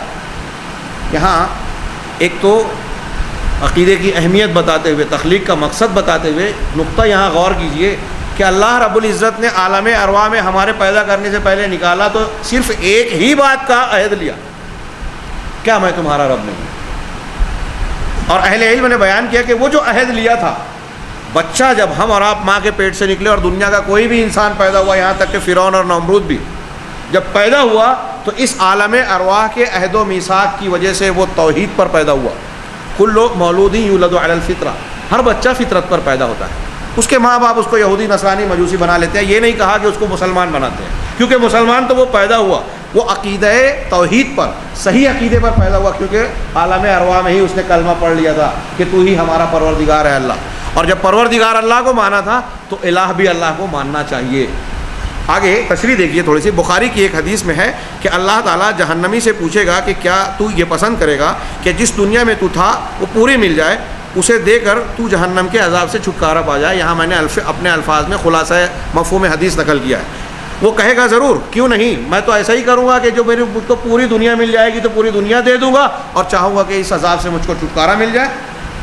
اللہ فرمائے گا کہ نہیں، تو غلط کہہ رہا ہے، میں نے تجھ سے اس سے بہت چھوٹی چیز کا، بہت کمتر چیز کا مطالبہ کیا تھا جب کہ تو آدم کی پیٹھ ہی میں تھا کہ تو میرے ساتھ شرک نہیں کرے گا، مگر تو نے اسے ماننے سے انکار کر دیا۔ دنیا میں تو تھا تو میں نے ایک ہی چیز کا مطالبہ کیا تھا۔ یعنی اب اس سے اگر اس بخاری کی حدیث کے اس جملے کو، آدم کی پیٹھ میں تھا جب ہی عہد و پیمان لیا تھا، اس ایک جملے کو اللہ تبارک و تعالیٰ کا جو بیان کیا رسول اللہ صلی اللہ علیہ وسلم نے کہ جہنمی سے اللہ تعالیٰ یہ کہے گا کہ دنیا میں نے تجھ سے صرف ایک بات کا مطالبہ کیا تھا، اس کا مطلب ہمارے اس دنیا میں، زندگی میں اللہ تبارک و تعالیٰ کا سب سے اول، سب سے بنیادی سوال ہم سے اور آپ سے، تمام مخلوق سے، انسانوں سے یہ ہے کہ اللہ کے ساتھ شرک نہ کریں، صحیح عقیدہ، صحیح توحید اختیار کریں۔ بنیادی عقیدہ، بنیادی مطالبہ یہی ہے ہمارے تخلیق کا، اور جب تخلیق کا یہ مقصد ہے تو اسی کی بنیاد پہ جنت و جہنم ملنے والی ہے، جس کا آگے میں تذکرہ کر رہا ہوں۔ تو اس بنیاد پر ہم یہ بھی کہہ سکتے ہیں کہ آسمان ہماری تخلیق کا مقصد ہے۔ اسی بات کو ایسے کہیے کہ دنیا کو بنانے کا، جنت و جہنم کو بنانے کا، یہ پوری کائنات کا جو نظام اور سسٹم چلا ہے، اللہ نے بنایا ہے، یہ توحید اور شرک کے امتحان کے لیے بنایا ہے، اور اس میں کامیابی کے لیے بنیاد قرار دی اس توحید کو۔ لہٰذا سب سے پہلے عقیدہ اس لیے ہم پڑھتے پڑھاتے بیان کرتے ہیں، سب سے زیادہ قوت صرف کرتے ہیں کہ اس سے بڑھ کر اللہ رب العزت، یہی اللہ رب العزت کا اول و آخر ہم سے مطالبہ ہے۔ دنیا کی ساری چیز پر ہم محنت کر لیں اور یہ چیز چھوٹ جائے تو گویا ہم نے اللہ کا مطالبہ سمجھا ہی نہیں، پورا ہی نہیں کیا۔ اس ضمن میں اور بھی دلائل دیے جا سکتے ہیں، میں نے ان دو دلیلوں پر اکتفا کیا۔ تمام انبیاء کی دعوت کی ابتدا و انتہا، ان کی دعوت کا خلاصہ اور نچوڑ عقیدہ اور سر فہرست توحید تھی۔ تمام انبیاء کی. اس میں بھی بہت سارے دلائل ہیں قرآن و حدیث میں. یہ چند کا یہاں ملاحظہ فرمائیے. وَلَقَدْ بَعَثْنَا فِي كُلِّ أُمَّةٍ رَسُولًا أَنِ اعْبُدُوا اللَّهَ وَاجْتَنِبُوا الطَّاغُوتَ. ہم نے ہر امت میں رسول بھیجا. اس کا مطلب ہر امت میں رسول تھے. کیا یہ گزارشات معروضات آپ کو غیر مفید لگ رہی ہیں؟ میں پوچھ رہا ہوں آپ لوگوں سے. جی حضرت مولانا آپ کہاں سے تشریف لائے؟ جی تو تھکن ہے یا میری معروضات جو ہیں وہ ایسی ہیں کہ آپ کو مفید نہیں معلوم ہوتی؟ نیند کا غلبہ ہو رہا ہے، کچھ لوگ سست نظر آ رہے ہیں، تو مجھے یہ پڑھاتے ہوئے بھی بہت شدت سے احساس ہوتا ہے. اور اہل علم نے لکھا ہے کہ اگر ذکر کی مجلس میں، واعظ و نصیحت کی مجلس میں، نماز میں، عبادت میں نیند آئے بندے کو تو عموماً یہ شیطان کی طرف سے ہوتی ہے. میدان جنگ میں نیند آئے، اونگ آئے تو یہ اللہ کی طرف سے ہوتی ہے. تو بھگائیے شیطان کو. جی ہم لوگ سب سے اہم بحث پر بحث کیوں کرتے ہیں، اس پر بحث کر رہے ہیں. تو اللہ تبارک و تعالیٰ یہ توحید کے بارے میں اللہ نے فرمایا کہ تمام انبیاء کی دعوت کی ابتدا و انتہا، ان کی دعوت کا خلاصہ اور نچوڑ عقیدہ اور سر فہرست توحید ہے. یہ آیت میں اللہ نے فرمایا کہ ہر نبی کی طرف رسول بھیجا گیا، یعنی ہر امت میں رسول آیا. اس آیت سے معلوم ہوا کوئی امت بغیر رسول کے نہیں رہی. اور پھر ہر رسول، جب رسول بھیجا تو رسول کی رسالت یعنی پیغام، تو پیغام آگے نقل کیا اعبدوا اللہ واجتنبوا الطاغوت. سب کا پیغام یہ تھا اللہ کی عبادت کرو اور طاغوت سے بچو، توحید کو مانو اور شرک سے بچو. میں نے شارٹ میں اس کا خلاصہ بیان کر اعبدوا اللہ واجتنبوا الطاغوت، توحید کو اختیار کرو اور شرک سے بچو، یعنی اس کا مفہوم ہوا سب کی دعوت یہی. تو یہ گویا تمام انبیاء کی دعوت ہے، ابتدا، انتہا اور نچوڑ. وما ارسلنا من قبلک من رسول الا نوحی الیہ انہ لا الہ الا انا فاعبدون. ہم نے آپ سے پہلے کوئی بھی رسول نہیں بھیجا مگر اس کی طرف یہ وحی کی، یہ حکم نازل کیا کیا کہ میرے سوا کوئی معبود برحق نہیں ہے، لہذا تم سب میری ہی عبادت کرو. یہ ہر رسول کی طرف ہم نے وحی کی. اور آپ انبیاء کی قوم کو پہلی پکار تھی. قرآن اٹھائیے تو قوم صالح کا، حضرت صالح علیہ والسلام سے پہلا خطاب، حضرت شعیب کا خطاب، حضرت ہود کا خطاب قرآن میں ملے گا. سب نے کہا اعبدوا اللہ یا قوم اعبدوا اللہ ما لکم من الہ غیرہ، کہ اے قوم کے لوگوں اللہ کی عبادت کرو، اس کی توحید کو مانو، اس کے تعلق سے صحیح عقیدہ اختیار کرو، اس کے سوا تمہارا، اس کے علاوہ تمہارا کوئی دوسرا معبود نہیں ہے. توحید اور اس سے متعلق اعتقادات کی اولیت و اہمیت کے لیے یہی کافی ہے کہ تمام انبیاء کی دعوت کا ابتدائی اور مرکزی نقطہ یہی تھا. لہذا دعوت کا وہی طریقہ صحیح ہے جو انبیاء کرام علیہم الصلاۃ کا اور بالخصوص نبی کریم صلی اللہ علیہ وسلم کے طریقے کے موافق ہو. اب جو لوگ فضائل پر زور صرف کرتے ہیں، حکومت الہیہ پہ قوت لگاتے ہیں، عقیدے کو چھوڑ کر شرک اور توحید سے نظر آنکھ بند کر کے، یا عقیدے کے خلاف والے معاملے پر کو اختیار کرتے ہیں، یا معاشیات اور فلاں کے معاملات کو حل کرنے پر پوری طاقت و قوت لگا رہے ہیں، وہ انبیاء کے طریقے سے ہٹے. اور یہاں ایک نقطہ یہ بھی کہ جب انبیاء کے طریقے سے آپ دعوت کا کام نہیں کریں گے، یعنی آپ کی دعوت کا عمل اللہ کے بتائے ہوئے پروگرام کے مطابق نہیں ہوگا، تو آپ کو نتیجہ، پھل اور محنت کا حاصل بھی وہ نہیں ملے گا جو دعوت کا نتیجہ قرآن و حدیث نے بیان کیا. اس کی وہ برکتیں نہیں ملے گی جو قرآن و حدیث نے بیان کی ہے. اگر اللہ تبارک و تعالیٰ کی برکتوں کو حاصل کرنا ہے تو ان برکتوں کے حصول کا جو راستہ اللہ نے بتایا ہے اسی راستے سے اختیار کرنا چاہیے. ہمارے یہاں لوگ آج کتنی چلت پھرت کر رہے ہیں، کتنا پیسہ لگاتے ہیں، کتنا وقت دیتے ہیں، کتنی محنتیں کرتے ہیں. وہاں محنت زیادہ ہے، جذبہ زیادہ ہے، تو طریقہ صحیح نہیں ہے. الحمدللہ اللہ نے ہمیں طریقہ زیادہ صحیح دیا ہے، تو ہمارے یہاں ان محنتوں میں، جذبات میں تھوڑی کمی ہے، تھوڑی نہیں بہت زیادہ کمی ہے. تو وہاں وہ اس طرح کوششیں رائے گاہ کر رہے ہیں. ہمارے یہاں طریقہ صحیح ہے، تو ہمارے یہاں رائے گاہ کرنے کے دوسرے چیزیں شیطان نے پیدا کر رکھی ہیں. جو لوگ عقیدے کو غیر اہم سمجھتے ہیں یا دعوت میں اسے نظر انداز کرتے ہیں، وہ منہج نبوی سے منحرف ہیں.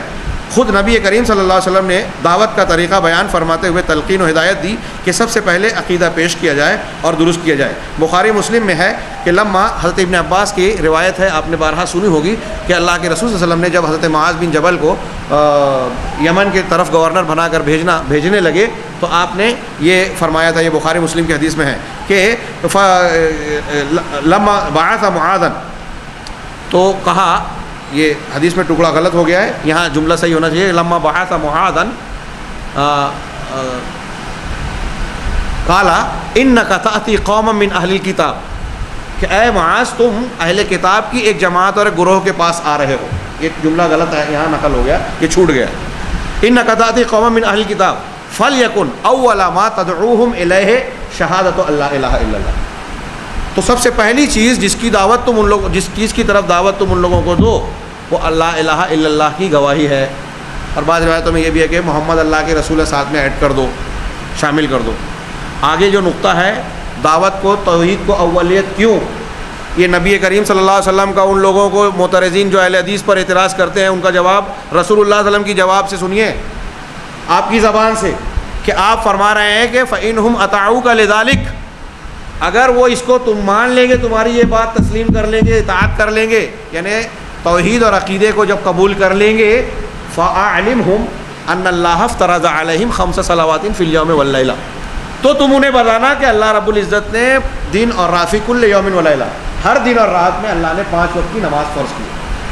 یہاں ہم اپنے موضوع سے متعلق استدلال یہ کر رہے ہیں کہ نماز کی دعوت نہیں دی جائے گی مخاطب کو اس وقت تک جب تک وہ لا الہ الا اللہ محمد رسول اللہ کو نہ مان لے یا اس کو صحیح نہ کرے. اگر ایک آدمی کا گویا نماز یہ بنیاد صحیح نہیں ہے تو اس کو نماز پیش کرنے کی ضرورت نہیں ہے. اب ہمارے یہاں لوگ مسواک پر, سیدھی کروٹ کے سونے پر, کھانا کھانے کے آداب پر پوری طاقت لگا رہے ہیں, اور اگر کوئی شخص شرک کرتا ہے اس کو ٹوکے تو کہتے ہیں کہ ان سب چیزوں میں نہ پڑو بھائی. یہ کتنی یعنی بڑی ایک قسم کی گمراہی ہے کہ دین کا کام کرنے کے نام پر بھی دین کے راستے سے ہٹے ہوئے اور جڑ کو چھوڑ کر پتیوں پر محنت کرتے ہیں.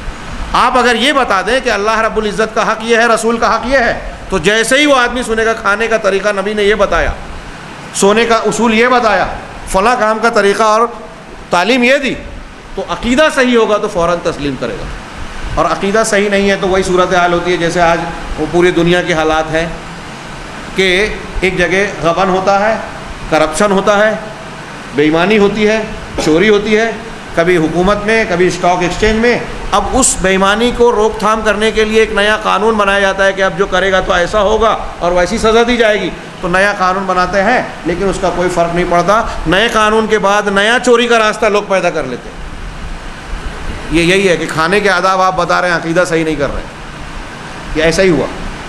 عقیدہ آپ کا صحیح ہوگا تو انسان کھانے کے آداب میں بھی رسول کی پیروی کرے گا, نکاح و طلاق میں بھی, بیوی بچوں کے حقوق میں بھی, پڑوسیوں کے حق میں بھی, بھائی بہن کے حقوق میں بھی, سارے معاملات میں اللہ تبارک و تعالیٰ کی توحید کو سامنے رکھ کر اس کا خوف اور اس کی طرف اس سے محبت کا شوق اس کو اللہ کی فرما برداری پر ابھارے گا, نافرمانی سے روکے گا. اس کے بعد کا نقطہ, توحید عقیدہ بندے پر سب سے پہلا فرض ہے اور آخری بھی. یہ دوسرا نقطہ ہے, یہ پورا جملہ موٹا ہونا چاہیے تھا کہ سب سے پہلا فرض ہے اور سب سے آخری فرض بھی. بچوں کو سب سے پہلے لا الہ الا اللہ سکھانے کی تلقین کی گئی. کہا گیا کہ سب سے پہلے اپنے بچوں کو لا الہ الا اللہ سکھاؤ, اور سب سے بہتر تحفہ جو ایک آدمی اپنے بچے کو دیتا ہے کہا گیا کہ وہ لا الہ الا اللہ ہے. اور مرنے والے کو بھی لا الہ الا اللہ کی تلقین کی تعلیم دی گئی. اگر کوئی شخص مر رہا ہے تو اللہ کے رسول صلی اللہ علیہ وسلم نے فرمایا لقنوا موتاکم بلا الہ الا اللہ, اپنے مرنے والوں کو لا الہ الا اللہ کی تلقین کیجیے. تو پیدا ہوں, ہوش سنبھال رہے ہیں, تمیز کو پہنچ رہے ہیں, ہوش سنبھالنے سے لا الہ الا اللہ پہلے سکھاؤ, مرنے لگے تو لا الہ الا اللہ بلواؤ. اس لیے کہ نبی کریم صلی اللہ علیہ وسلم نے فرمایا من کان آخر کلامہ, من کان آخر کلامہ لا الہ الا اللہ دخل الجنہ, جس کا آخری کلمہ اس دنیا سے رخصت ہونے کا لا الہ الا اللہ ہوگا وہ جنت میں داخل ہوگا. اس کا حوالہ چھوٹ گیا, میرا خیال ہے بخاری وغیرہ میں موجود ہے, بہرحال روایت تو صحیح اور بہت مشہور ہے کہ جس کا آخری کلمہ لا الہ الا اللہ ہے وہ جنت میں داخل ہوگا. اہل سنت والجماعت کا عقیدہ ہے, اور یہ عقیدہ بہت ساری نصوص پر, جس میں سے کوئی ایک دو گزری اور آنے والی بھی ہیں, کہ بہت ساری نصوص پر ہیں کہ اگر ایک آدمی توحید پر مرا ہے تو وہ پہلی مرتبہ میں یا بعد میں جنت میں جائے گا ضرور, اور اگر توحید نہیں ہے تو وہ جنت میں نہیں جا سکتا. شرک اکبر, کفر اکبر, نفاق اکبر اگر کسی آدمی کے اندر ہے تو وہ کبھی بھی جنت سے, جہنم سے باہر نہیں نکلے گا, کبھی بھی جنت میں داخل نہیں ہوگا. نبی کریم صلی اللہ علیہ وسلم کا آخری 2 سطور دیکھیے. نبی کریم صلی اللہ علیہ وسلم کا طریق تربیت اور طریق دعوت توحید و عقیدے سے شروع ہوتا ہے. دونوں باتیں میں نے کہ طریق تربیت, اب ہمارے مخاطب اگر مسلمان ہیں تو ان کی تربیت ہوگی، غیر مسلم ہے تو ان کو دعوت ہوگی. تو آپ کا طریق تربیت، ہمارے بچے ہوں ہمارے بڑے ہوں، تربیت دیں گے تو دعوت توحید سے شروع ہوگی. نبی کریم صلی اللہ علیہ وسلم کا طریق تربیت اور طریق دعوت توحید و عقیدے سے شروع ہوتا ہے، اور دنیا سے رخصتی کے لیے بھی توحید کے التزام کی تعلیم دی. نیز شریعت کے تمام احکام و امور اسی مرکز کے گرد گھومتے ہیں، توحید کے مرکز کے گرد گھومتے ہیں. نبی کریم صلی اللہ علیہ وسلم نے بہت ساری چیزوں میں مطلب نرمی کا برتاؤ کیا، لیکن آپ دیکھیں کہ پوری سیرت مبارکہ میں کہیں بھی اگر آپ کو یہ نظر آیا کہ توحید پر حرف آ رہا ہے، آپ نے معمولی سی مداحنت کا مظاہرہ نہیں فرمایا، برداشت نہیں کیا، فوراً اس کی اصلاح کی اور اس پر سختی سے نکیر فرمائی، اصلاح کی. قرآن میں جا بجا ان الذین آمنوا وعملوا الصالحات کی تعبیر کے ساتھ ایمان و عمل صالح پر سعادت و نجات کی ضمانتیں دی گئی ہیں. ایمان اور عمل صالح آپ قرآن میں جگہ جگہ دیکھیے، جو لوگ ایمان لائے عمل صالح کیے ان کے لیے جنت الفردوس ہے، ان کے لیے سائے ہیں، باغات ہیں، جنتیں ہیں، ان کے لیے حور ہیں اور یہ کامیابی ہے، ان کے لیے مفازہ ہے، یہ ہے یہ ہے. تو یہ ایمان اور عمل صالح دونوں کہا. ایمان عقیدہ ہے، عمل صالح اس کا مظہر ہے. آپ کا عقیدہ صحیح ہوگا تو آپ کا عمل صالح ہوگا. لہٰذا اس سے بھی قرآن میں جا بجا الذین آمنوا وعملوا الصالحات پر جو فضیلتیں بشارتیں دی ہیں اس میں عقیدے کی اہمیت ظاہر ہے، اور اس میں عمل سے پہلے ایمان کا ذکر کیا جا رہا ہے. اس سے معلوم ہوا کہ ایمان کو اولیت دی جائے گی، جو ہمارا عنوان ہے کہ اس کو مقدم رکھا جائے گا. دلیل اس کے بعد والا نقطہ ہے کہ جنت و جہنم کا وجود اور ان میں داخلہ یعنی جزا اور سزا کی بنیاد عقیدہ ہے. دلیل انہ من یشرک باللہ فقد حرم اللہ علیہ الجنہ ومأواہ النار وما للظالمین من انصار. سورہ مائدہ کی یہ مشہور آیت ہے. اللہ تبارک تعالیٰ نے اس میں فرمایا کہ جو شخص اللہ کے ساتھ شرک کرتا ہے تو اللہ نے اس پر جہنم کو حرام قرار دے دیا، جنت کو حرام قرار دے دیا. وہ جنت مشرک کے لیے جنت، مشرک گندہ ہے اور جنت پاکیزہ ہے، پاکیزہ لوگوں کا مقام ہے. شرک اور کفر ایسی گندگی ہے جسے جنت قبول نہیں کر سکتی، اور ایسی گندگی ہے کہ جہنم میں جلتے رہنے کے باوجود جلتے جلتے ہمیشہ جلتا رہے، یہ گندگی صاف نہیں ہوگی. دوسرے گناہ کی گندگی صاف ہو سکتی ہے. شرک اور کفر، شرک یوں کہیے، یہاں عقیدے کی بحث ہے جو میں نے تعریف کی اس کی روشنی میں دماغ میں رکھ لیجئے کہ شرک زیدہ توحید کی، اور کفر جب میں کہہ رہا ہوں تو یہ زیدہ ایمان کی. تو کفر میں سارے ایمان، جتنے ایمان کی چیزیں ہیں، عقیدے کی چیزیں، اس میں سے کسی کا بھی رد کفر ہوگا. یعنی ایک آدمی نے ساری چیزیں مانی، اگر تقدیر کو نہیں مانتا تو وہ کافر ہے. ساری چیزوں کو مان رہا ہے، اگر وہ کہہ رہا ہے کہ میں آخرت کو نہیں مانتا یا عذاب قبر اور قبر کے زندگی کو، برزخی زندگی کو نہیں مانتا جو قرآن و حدیث میں ہے، تو وہ کافر ہے. تو کسی ایک جز کو اگر رد کر دے تو وہ کفر کہلائے گا. اور توحید کی مخالفت، توحید کے ساتھ اللہ کے ساتھ کسی کو اللہ کے جیسا بناتا ہے تو یہ شرک کہلاتا ہے. تو اللہ نے فرمایا کہ جو مشرک ہوگا اس پر جنت حرام ہے اور اس کا ٹھکانہ جہنم ہے. اور ایسے ظالموں کے لیے جو شرک کرنے والے، عقیدے کی خرابی والے ہیں، ان کا کوئی مددگار نہیں ہوگا، یعنی ان کو کوئی نبی، کوئی پیر، کوئی بزرگ کوئی نہیں بچا پائے گا. اللہ نے فرمایا یوم لا ینفع مال ولا بنون الا من اتى اللہ بقلب سلیم. قیامت کے دن کا نقشہ کھینچتے ہوئے اللہ نے فرمایا کہ اس دن کسی کو کوئی مال فائدہ نہیں پہنچائے گا اور نہ اولاد، بیٹے. دنیا میں انسان جب مسائل میں پھنستا ہے تو یہ دو چیزیں سر فہرست ہوتی ہیں جس سے وہ اپنی الجھن کو سلجھانے میں مدد لیتا ہے، اپنے مسائل کو حل کرنے کا ذریعہ بناتا ہے. پیسہ خرچ کر دے وے، لین دین کر لے وے تو کچھ معاملات حل ہو جاتے ہیں. اور بعض مرتبہ اولاد ہوتی ہے جو اپنی طاقت کے ذریعے یا دوڑ دھوپ کے ذریعے، تعلقات اور دوسرے امور کے ذریعے سے اپنے باپ کا، اپنے خاندان کے لوگوں کے مسائل کو حل کرتے ہیں. اللہ نے فرمایا قیامت کے دن دنیا میں یہ تمہارا کام بن جاتا ہے، مصیبتیں ٹل جاتی ہیں، حل ہو جاتی ہیں مسائل. آخرت میں ایسا نہیں ہوگا. کس کا مسئلہ حل ہوگا آخرت میں؟ کون مصیبت سے، پکڑ سے، عذاب سے بچے گا؟ الا من اتى اللہ بقلب سلیم، سوائے اس کے جو قلب سلیم لے کر آئے. اہل علم نے قلب سلیم یعنی سالم اور محفوظ دل کی تشریح کی کہ قلب سلیم وہ ہے جو شرک سے پاک ہو. کچھ لوگوں نے کہا وہ جو بدعت سے پاک ہو. کچھ لوگوں نے کہا کہ وہ جو دنیا کی محبت کو آخرت کی محبت پر ترجیح دینے کے جذبے سے پاک ہو. کچھ لوگوں نے کہا کہ وہ دل جو برے اخلاق سے، شہوات اور شبہات سے پاک ہو. ایسی کئی تشریحات کی، لیکن اہل علم نے کہا کہ یہ سارے معنی قلب سلیم کے مفہوم میں داخل ہیں، کیونکہ مومن ان تمام گندگیوں سے پاک ہوتا ہے. لیکن سب سے بنیادی چیز جس سے پاک ہونا ضروری ہے اور جو سب سے بڑا معنی ہے وہ یہ کہ شرک اور کفر کی گندگی سے جس کا دل پاک ہوگا وہ اللہ تبارک و تعالیٰ کے یہاں کامیاب ہوگا۔ اللہ تبارک و تعالیٰ نے آگے کی تیسری دلیل میں نے دی کہ اللہ کے رسول صلی اللہ علیہ وسلم نے فرمایا من شہد اللہ الہ الا اللہ وحدہ لا شریک لہ وَأَنَّ مُحَمَّدًا عَبْدُ اللَّهِ۔ ابھی میں نے عصر کے بعد عبادہ بن صامت رضی اللہ عنہ کی جو حدیث پیش کی، مختصر سا درس دیا، یہ اسی حدیث کا میں نے ٹکڑا ابتدا کا اور آخر کا نقل کیا ہے کہ اگر ایمانیات کو ایک انسان گواہی دے گا تو اللہ کے رسول صلی اللہ علیہ وسلم نے فرمایا کہ اسے اللہ تعالیٰ جنت میں داخل کرے گا علی ما کان من العمل، وہ چاہے جیسے عمل کا ہو۔ میں اس کا ترجمہ کر رہا ہوں کہ چاہے جیسے عمل کا ہو، اگر اللہ کی وحدانیت، رسول کی رسالت، عیسیٰ علیہ الصلوۃ والسلام کی رسالت و عبدیت اور جنت و جہنم کی گواہی دیتا ہے، حق مانتا ہے، اس پر اس کا ایمان ہے، یعنی اس کا عقیدہ درست ہے، تو چاہے جیسا عمل ہو وہ جنت میں جائے گا۔ ہمارے علماء، اور میں آپ لوگوں کو بھی کہوں گا، ہمارے علماء کرام اس معنی کو عوام میں اس انداز میں بیان کرنے سے کسی حد تک گریز کرتے ہیں۔ اس کی وجہ یہی ہے جو اللہ کے رسول صلی اللہ علیہ وسلم نے حضرت معاذ بن جبل کو منع کی تھی۔ جب آپ نے یہ کہا تھا، سواری پر سوار تھے تو کہا تھا نا کیا تم جانتے ہو اللہ کا حق بندوں پر کیا ہے اور بندوں کا اللہ پر کیا ہے؟ تو انہوں نے کہا اللہ اور رسول بہتر جانتے ہیں۔ تو کہا اللہ کا حق بندوں پر یہ ہے کہ اس کے ساتھ کسی کو شریک نہ ٹھہرائیں، صرف اسی کی عبادت کریں۔ بخاری مسلم کی حدیث ہے، آپ نے بارہا سنی ہے۔ اور بندوں کا حق اللہ پر یہ ہے کہ جب بندے یہ کام کریں، یعنی صحیح عقیدے پہ اور توحید پر رہ جائیں، تو اللہ کا حق، بندوں کا حق اللہ پر یہ ہے کہ ان کو عذاب نہ دے۔ حضرت معاذ خوش ہو گئے اور کہا کہ اللہ کے رسول کیا میں اس بات کی خوشخبری لوگوں کو نہ دے دوں؟ تو آپ نے کہا لا لِأَلَّا يَتَّكِلُوا، نہیں ایسا نہ ہو کہ اس پر بھروسہ کر لیں، اس پر تکیہ کر لیں۔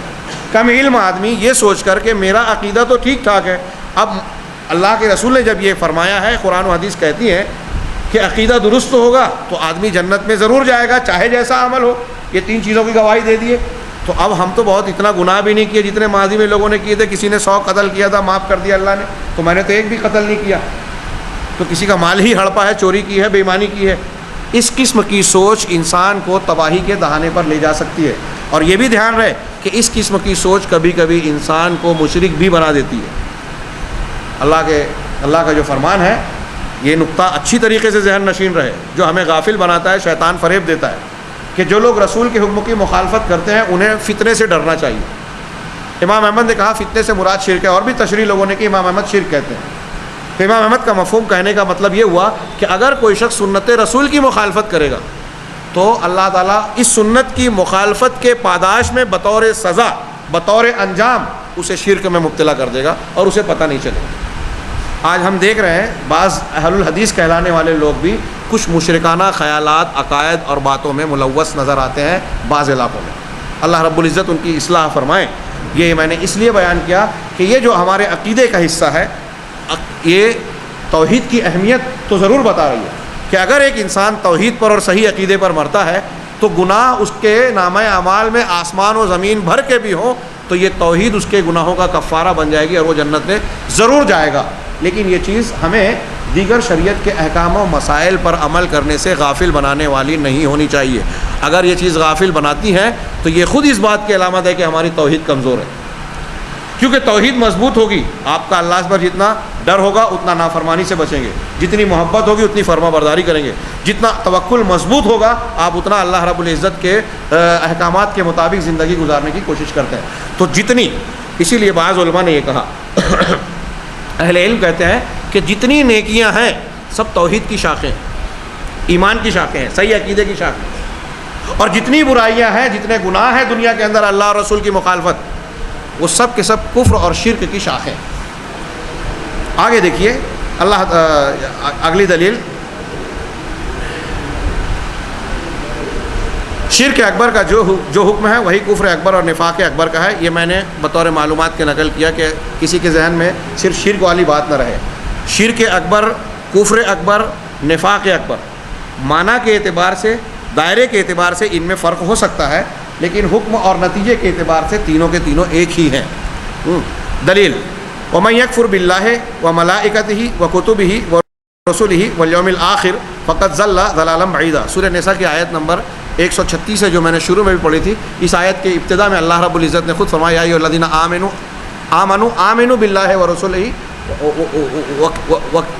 کہ اے ایمان والو ایمان لاؤ اللہ پر، اس کی کتاب پر، اس کے رسول پر، اس کی کتاب پر، اور اس کتاب پر جو اس نے اپنے رسول پر نازل کیا، ان کتابوں پر جو اس سے پہلے نازل کیا۔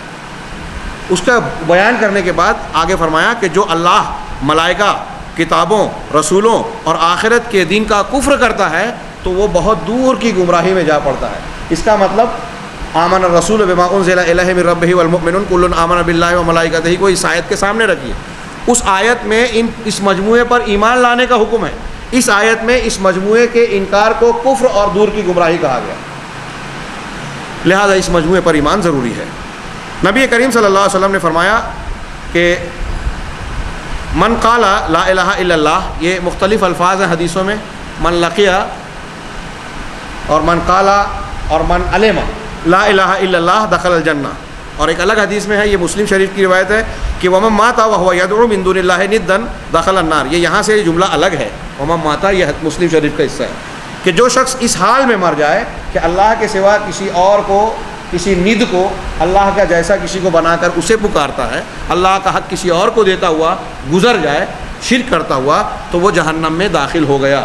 دخلا عربی زبان کے اعتبار سے فعل ماضی ہے، یعنی پاسٹ ٹینس، وہ داخل ہو گیا، جبکہ ہم ترجمہ کرتے ہیں داخل ہوگا۔ تو اہل علم نے بیان کیا کہ قرآن و حدیث میں جہاں جہاں مستقبل کی بات کو ماضی سے تعبیر کیا گیا ہے، یعنی آنے والی چیز کو یہ بتایا گیا ہے کہ وہ ہو چکی، تو وہ یقین اور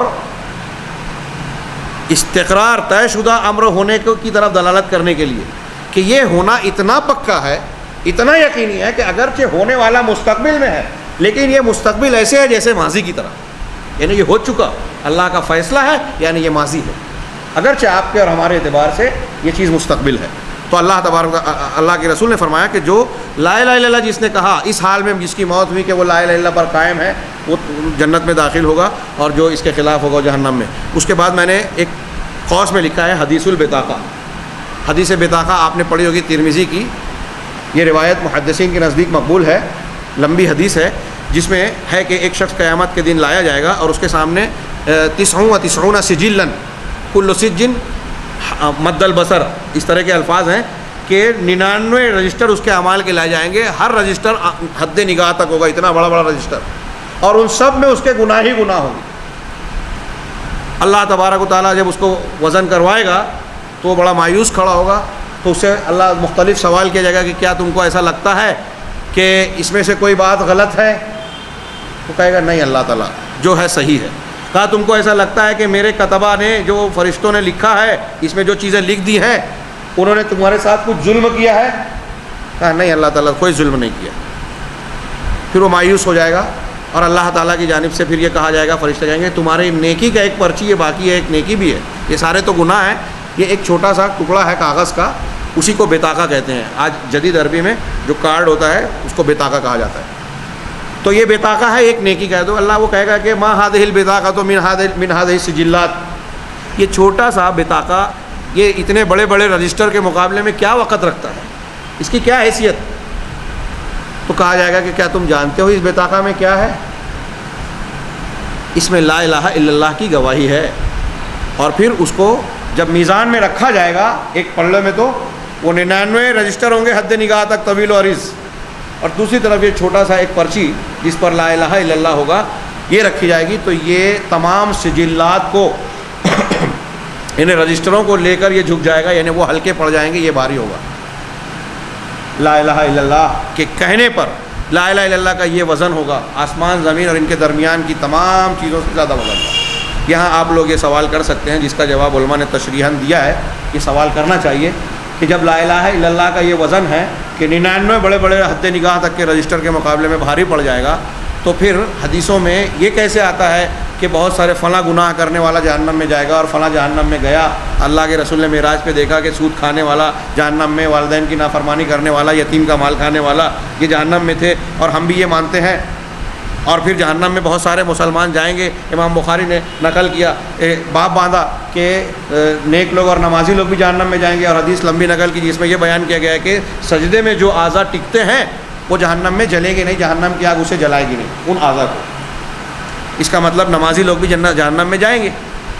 تو اہل علم نے یہاں یہ نقطہ نکالا کہ آپ کو اور ہمارے لیے اہل حدیث جو صحیح عقیدے پر جنت کے تعلق سے غلط فہمی اور فریب میں مبتلا ہو جاتے ہیں، ان کی آنکھ کھولنے والی یہ تشریح ہے کہ بہت سارے توحید پرست، بہت سارے نماز کے ٹیکے والے لوگ بھی جہنم میں جانے والے ہیں. اور تشریحاً علماء نے کہا کہ اس حدیث سے، حدیث بطاقہ سے یہ تو معلوم ہوتا ہے کہ لا الہ الا اللہ کا یہ وزن ہے، لیکن بہت سارے مسلمانوں کا لا الہ الا اللہ اتنا وزندار نہیں ہوگا. کیوں؟ اس لیے کہ وہ لا الہ الا اللہ کی شروط اور اس کے تقاضوں میں خرابیاں پیدا کر دی ہیں یا کمیاں لے آئی ہیں، اس وجہ سے ان کا لا الہ الا اللہ حقیقی لا الہ الا اللہ کے وزن سے کمتر ہو جائے گا. اور کچھ لوگ تو لا الہ الا اللہ کہنے کے بعد ایسی حرکتیں، اعمال اور عقیدے اختیار کر لیتے ہیں کہ ان کا لا الہ الا اللہ ٹوٹ پھوٹ جاتا ہے، کوئی وزن ہی نہیں رہ جاتا. ایک آدمی یہ کہے کہ میں لا الہ الا اللہ کہہ رہا ہوں اور پھر کسی دوسرے کو سجدہ کرے، کسی دوسرے سے دعا مانگے، تو اس کا لا الہ الا اللہ ختم ہو جاتا ہے، ٹوٹ جاتا ہے. حدیث بطاقہ، ایسی اور بھی کئی حدیثیں ہیں، میں نے صرف اشارہ ایک کا کر دیا. صحت عقیدہ، صحت عمل، صحت عقیدہ صحت عمل اور قبولیت عمل کے لیے ضروری ہے. دلیل کے طور پر یہ چند آیتیں اور نصوص ہیں کہ وَمَن يَكْفُرْ بِالْإِيمَانِ فَقَدْ حَبِطَ عَمَلُهُ وَهُوَ فِي الْآخِرَةِ مِنَ الْخَاسِرِينَ. جو ایمان کا انکار کرے گا، اب ایمان میں سارے ایمانیات آ گئے، اللہ پر ایمان، فرشتوں پر، رسولوں پر، تقدیر پر، آخرت پر، جنت و جہنم اور جتنی بھی ایمانیات ہیں سب آ گئے. تو جو ایمان کا انکار کر دے گا اس کے عمل برباد ہو جائیں گے. اگر ایک آدمی کے اندر کفر ہے، عقیدے کے صحیح عقیدے کا انکار ہے، تو اب وہ کتنی بھی تسبیح پڑھ رہا ہے، تہجد پڑھ رہا ہے، نیکیاں کر رہا ہے، وہ بیکار ہے. یہ ایک چیز بھی اگر ہم پیش کریں تو ہمارا جو عنوان ہے وہ ثابت کرنے کے لیے کافی ہے کہ دعوت و تبلیغ میں، اپنے عمل میں، شریعت کو اختیار کرنے میں ایک انسان کو سب سے زیادہ جس چیز کو اہمیت دینا چاہیے، مقدم کرنا چاہیے، وہ یہی عقیدہ ہے. اللہ کے رسول صلی اللہ علیہ وسلم، اللہ تعالیٰ نے فرمایا قال تعالیٰ لئن اشرکت،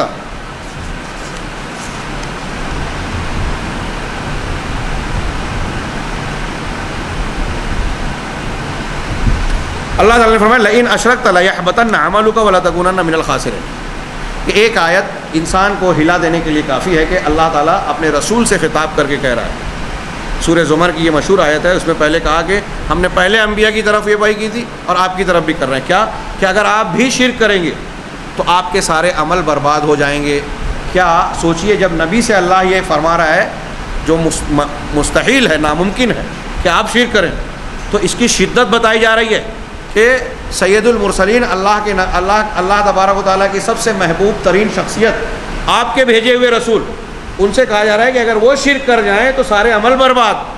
تو بھلا بتائیے کہ پھر عقیدے کو سب سے پہلے کیوں نہ پیش کیا جائے، عقیدے کی اصلاح پہ سب سے زیادہ طاقت کیوں نہ لگائی جائے. کیونکہ آپ تہجد پڑھنے پر زور لگا دیں، سونے کے آداب، کھانے کے آداب، نکاح کے طریقے اور فلاں پہ طاقت صرف کر دیں، نماز پر، نوافل پر خوب طاقت لگا دیں، خوب محنت کروائیں، لیکن آپ کے عمل میں اگر شرک آ جائے تو قرآن کی آیت کہہ رہی ہے کہ آپ کے یہ سارے اعمال برباد ہو جائیں گے. کتنے بھی اعمال کر لیں، ہجرت کر لیں، پوری دولت اللہ کے راستے میں خرچ کر دیں، لیکن اللہ تبارک و تعالیٰ نے قرآن کے مختلف مقامات پر کہا من عمل صالحا من ذکر او انثی وہو مؤمن، جو نیک عمل کرے گا، مرد ہو یا عورت، اس حالت میں کہ وہ مومن ہو، تب اس کو ملے گی اچھی زندگی، دنیا میں بھی اور آخرت میں بھی اجر ملے گا.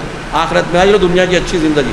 تو دنیا کی اچھی زندگی، آخرت میں اعمال کی قبولیت، یہ جو ہیڈنگ لگائی کہ اللہ تبارک و تعالیٰ کے یہاں عمل کی قبولیت کا دار و مدار اس بات پر ہے کہ عمل کرنے والے کا عمل صحیح عقیدے کے ساتھ، توحید کے ساتھ ہو. اگر ایسا نہیں ہے تو وہ اللہ رب العزت کے یہاں قبول نہیں ہوگا. سورہ کہف کی آخری آیت سے بھی لوگوں نے استدلال کیا ہے. یہاں ایک دوسری آیت سورہ فرقان کی نقل کی ہے وَقَدِمْنَا إِلَىٰ مَا عَمِلُوا مِنْ عَمَلٍ فَجَعَلْنَاهُ هَبَاءً مَنثُورًا. اور ہم ان کے اعمال کی طرف متوجہ ہوں گے جو کچھ کفار، مشرکین یا دنیا کے لوگ میدان حشر میں اعمال لے کے آئیں گے. بہت سارے کافر ہیں. ایک صاحب نے آ کے مجھ سے سوال کیا، ان کی سمجھ میں نہیں آ رہا تھا کہ ہم، بلکہ یہ سوال دو الگ الگ لوگوں نے کیا، مالیگاؤں کے بڑی شخصیات کا ذکر کر رہا ہوں، چھوٹے لوگوں کے دل میں بھی خیال آتا ہوگا. ایک بہت بڑے ڈاکٹر نے سوال کیا تھا، ان کے آدمی نے آگے پوچھا، اور ایک بہت بڑے سیٹھ صاحب ہیں، انہوں نے بھی یہ سوال الگ موقع پر پوچھا. کہا میری سمجھ میں یہ بات نہیں آتی کہ بہت سارے مسلمانوں کو ہم دیکھتے ہیں بہت برے ہیں، تو آپ کہتے ہیں کہ یہ جنت میں چلے جائیں گے، یہ معاف کیے جا سکتے ہیں، اور کافروں میں بہت سارے کافروں کو ہم نے دیکھا کہ وہ بہت بڑی نیکی کرتے ہیں، آپ کہتے ہیں کہ وہ جہنم میں جائیں گے اگر اسی حالت میں مر گئے. تو عقل کام نہیں کرتی کہ وہ تو اتنے نیک ہیں، وہ جو سیٹھ صاحب نے مجھ سے سوال کیا تھا، انہوں نے کہا کہ میں ایسے ایک شخص کو جانتا ہوں، مجھے پتہ چلا بمبئی میں کہ شیو سینا سے پہلے تعلق رکھنے والا ایک آدمی تھا، پہلے وہ بہت سیاست میں اور برائیوں میں تھا، بعد میں اس نے اپنے مذہب کے حساب سے پراشچت کرنا چاہا اور اس نے اپنی ایک آنکھ ڈونیٹ کر دی ایک مسلم لڑکی کو جو دونوں آنکھوں سے محروم تھی۔ تو کہنے لگے کہ میں دل میں سوچتا ہوں کہ مجھے اگر کوئی کہے کہ میری ایک آنکھ دے دو تو میں سوچتا ہوں نہیں دے پاؤں گا۔ اس کافر مشرک نے دے دیا تو وہ جہنم میں جائے گا، میں جنت میں جاؤں گا، ایسا کیسے؟ تو اس کے عقلی طور سے کئی جوابات اہل علم نے دیے۔ ایک تو شاہ اسماعیل شہید نے دیا کہ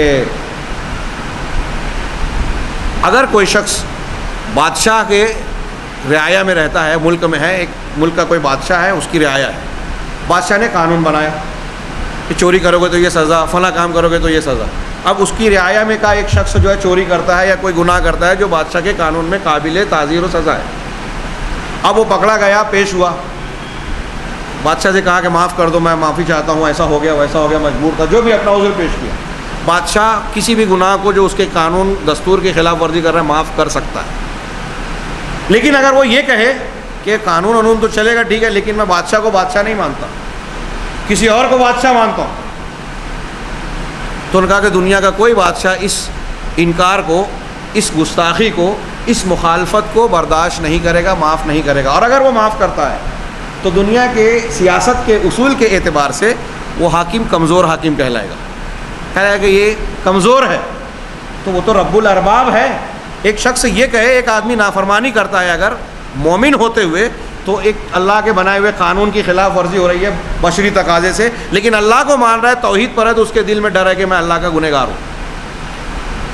اور ایک آدمی جو کافر ہے وہ کہہ رہا ہے کہ اللہ کو اللہ نہیں مان رہا ہوں، دوسروں کو اللہ کا حق دے رہا ہے۔ عبد المجید زندانی نے اس کی مثال دی کہ ایک باغ کا مالک ہے، وہ اپنا مالی مقرر کرتا ہے اور باغ میں کچھ لوگوں کو ڈالتا ہے اور کہتا ہے کہ جیسا مالی بولے گا ویسے ہی کرنا، اپنی طرف سے کچھ نہیں کرنا۔ اب ایک شخص جاتا ہے اور ویسے ہی کرتا ہے، ایک شخص جاتا ہے وہ کہتا ہے کہ نہیں میں اپنی مرضی سے رہوں گا، میں باغ کے مالک کو نہیں مانتا، مالی کو نہیں مانتا، یہ نہر یہاں ہے یہاں ہونا چاہیے، یہ پودا یہاں ہے یہاں ہونا چاہیے، اپنے من سے کرتا ہے، تو چاہے وہ اچھا کام کر رہا ہے وہ سزا کا مستحق ہوگا یا انعام کا؟ وہ سزا کا مستحق ہوگا۔ یہ دنیا اللہ کا باغ ہے، رسول اس کے مالی ہیں، ہم لوگوں کو اللہ نے اس میں داخل کرایا اور کہا ہے کہ مالی جیسے زندگی گزارنے کے لیے کہتے ہیں ویسے زندگی گزارو۔ اب اگر کوئی کہتا ہے کہ میں اللہ کو نہیں مانتا، مالی کو نہیں مانتا، تو وہ صحیح عقیدے کا نہیں ہے۔ اب وہ کتنا بھی اچھا عمل کر رہا ہے، آنکھ ڈونیٹ کر رہا ہے یا کچھ بھی کر رہا ہے، وہ سزا کا مستحق ہوگا، انعام کا نہیں۔ آپ کی بیوی ہے، بہت خوبصورت ہے، بہت اچھی ہے، مال والی ہے، علم والی ہے، ہنر والی ہے، سب کچھ ہے، اگر وہ آپ سے زبان درازی کر لے، کوئی نافرمانی کر لے تو آپ معاف کر سکتے ہیں، لیکن آپ سے بے وفائی کرے، آپ کی بجائے کسی دوسرے مرد سے تعلق رکھے، تو تمام تر خوبیوں کے باوجود آپ اسے برداشت نہیں کریں گے، کیونکہ آپ کی غیرت کے خلاف یہ بات ہوگی۔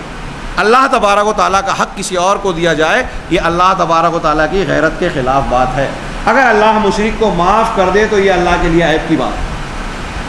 تو اللہ تبارک و تعالیٰ نے فرمایا اسی لیے کہ جو دنیا میں لوگ عمل کر رہے ہیں، یہ کافر مشرک، کوئی آنکھ ڈونیشن کر رہا ہے، کوئی کروڑوں روپیہ خرچ کر رہا ہے، کوئی کسی کو کوئی مالی مدد کر رہا ہے، اگر یہ عمل کر بھی رہے ہیں تو فجعلناہ ھباء منثورا، ہم اس کو بکھرے ہوئے غبار بنا دیں گے قیامت کے دن۔ ان کے ان اعمال صالحہ جو بظاہر آپ کو نیکی نظر آ رہے ہیں، قیامت کے دن کا کوئی طاقت، کوئی وزن نہیں ہوگا۔ اس قسم کے اور بھی متعدد نصوص ہیں، یہ 2-3 پر میں نے اکتفا کیا۔ اگلا نقطہ ہے تقدیر کے منکر کے بارے میں حضرت عبداللہ ابن عمر کا بیان۔ یہ صحیح مسلم میں یہ روایت ہے، والذی نفسی بیدی، والذی نفس ابن عمر بیدی، اس ذات کی قسم جس کے ہاتھ میں ابن عمر کی جان ہے، لو کان لأحدہم مثل احد ذهبا ثم انفقہ فی سبیل اللہ، اگر ان میں سے کسی ایک کے پاس احد کے پہاڑ کی طرح اس کے مثل سونا ہو جائے اور اسے اللہ کے راستے میں خرچ کر دے، ما قبلہ اللہ منہ، یہ میرے جو ابھی میں نے سوال کا جواب دیا اس کا جواب قرآن و حدیث کی روشنی میں ابن عمر نے دیا کہ اللہ تعالیٰ اس کے اس احد پہاڑ کے مثل صدقے کو، خرچ کو قبول نہیں فرمائے گا، حتیٰ یہاں تک کہ وہ تقدیر پر ایمان لے آئے۔ اس کا شان ورود یہ ہے، صحیح مسلم کی روایت میں پہلے کے حصے میں ہی بیان کیا گیا ہے کہ حضرت عبداللہ ابن عمر کے پاس ایک شخص آیا بصرہ سے، غالباً حج کے موقع پر، اور اس نے کہا کہ ہمارے بصرہ شہر میں ایک آدمی پیدا ہوا ہے جس کا نام ہے معبد جوہنی.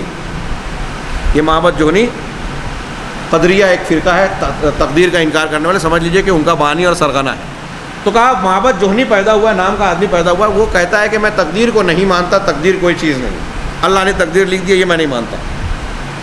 یہ سن کر حضرت عبداللہ ابن عمر نے یہ جواب دیا، اور اس سے پہلے کہا تھا کہ تم اس تک میرا پیغام پہنچا دینا کہ میں اور اہل ایمان اس کے اس قول سے بات سے بری ہے، لا تعلق ہے، اور میرا پیغام سنانا کہ میرے جان جس کے ہاتھ میں ہے اگر وہ تقدیر پر ایمان نہیں لاتا تو احد پہاڑ کے برابر سونا بھی اگر خرچ کر دے گا تو اللہ قبول نہیں کرے گا. پھر انہوں نے ثم استدل بقول النبی صلی اللہ علیہ وسلم، حضرت ابن عمر اہل حدیث تھے، اپنی بات اپنی طرف سے نہیں کہہ رہے تھے، یہ پھر اللہ کے نبی صلی اللہ علیہ وسلم کی حدیث سے استدلال فرمایا اور کہا کہ الایمان ان تؤمن باللہ وملائکتہ وکتبہ ورسلہ والیوم الآخر وتؤمن بالقدر خیرہ وشرہ. ان چیزوں کو مانو گے تو ایمان ہے، اس مجموعے کو مانو گے تو مومن ہو. اب اگر اس میں سے تم تقدیر کو نہیں مان رہے ہو تو تم ایمان والے نہیں ہو، اور جب ایمان والے نہیں ہو تو تمہارا کوئی عمل اللہ کے یہاں قابل قبول نہیں ہوگا. تو جو لوگ ہم پر اعتراض کرتے ہیں کہ اہل حدیث حضرات آپ کیوں عقیدے پہ اتنا زور دیتے ہو، تو یہ آپ ان کو سمجھائیں، بتائیں کہ اگر عقیدے پر ہم زور نہ دیں تو ہم کتنے بھی بڑی نیکی کر لیں، کتنی بڑی قربانی دے دیں، اپنی گردن کٹوا دیں، اپنا پورا مال اللہ کے راستے میں خرچ کر دیں، قبول نہیں ہوگا اگر ہمارا عقیدہ درست نہیں ہوگا. اس لیے پہلے ضرورت ہے کہ عقیدے کو مقدم کیا جائے، صحیح کیا جائے. مومن کو عقیدہ صحیحہ کی بنا پر قبر میں صحیح جواب کی توفیق ملے گی، اور کافر و منافق اس توفیق سے محروم ہوں گے. یہ پوائنٹ ہے، یہاں صحیح مسلم آگے لکھ دیا، یہ غلط ہے، اوپر والی حدیث کا لکھ دیا، یہ یعنی یہاں یہ حوالے کی چیز نہیں ہے، یہ ایک نقطہ ہے ہمارا عقیدے کی اہمیت اور اولیت کو بیان کرنے والا، کہ جو صحیح عقیدے والا ہوگا اس کو اللہ تبارک و تعالیٰ توفیق دے گا قبر کے اندر کہ وہ صحیح جواب دے. اس کی دلیل سورہ ابراہیم کی آیت ہے، یثبت اللہ الذین آمنوا بالقول الثابت فی الحیات الدنیا وفی الآخرہ. اللہ تبارک و تعالیٰ قول ثابت یعنی لا الہ الا اللہ، صحیح عقیدے کے ذریعے سے ایمان والوں کو دنیا کی زندگی میں بھی اور آخرت میں بھی ثابت قدمی عطا فرماتا ہے. تو دنیا کی زندگی میں بھی ہمیں جماؤ ملے گا صحیح عقیدے سے. لوگ دیکھیے، اس کا مطلب یہ ہوا کہ دنیا میں بھی جو جتنے مضبوط عقیدے کا رہے گا وہ اتنا مستقل مزاج ہوگا. آپ جب حق پر رہیں گے تو آپ کے اندر جمع ہوگا. ہرقل نے جو سوالات کیے تھے ابو سفیان سے نبی کریم صلی اللہ علیہ وسلم کے تعلق سے جب خط پہنچا تھا، آپ سن چکے ہوں گے حدیث، تو اس میں ایک سوال کیا تھا کہ یہ بتائیے کہ محمد صلی اللہ علیہ وسلم جس نے رسول ہونے کا دعویٰ کیا، کیا اس پر ایمان لانے والے لوگ کچھ ایسے بھی ہیں جو آپ پر ایمان لاتے ہیں پھر آپ سے پلٹ جاتے، مرتد ہو جاتے ہیں، دین سے واپس ہو جاتے ہیں؟ ابو سفیان نے کہا نہیں، ایسا نہیں ہوتا.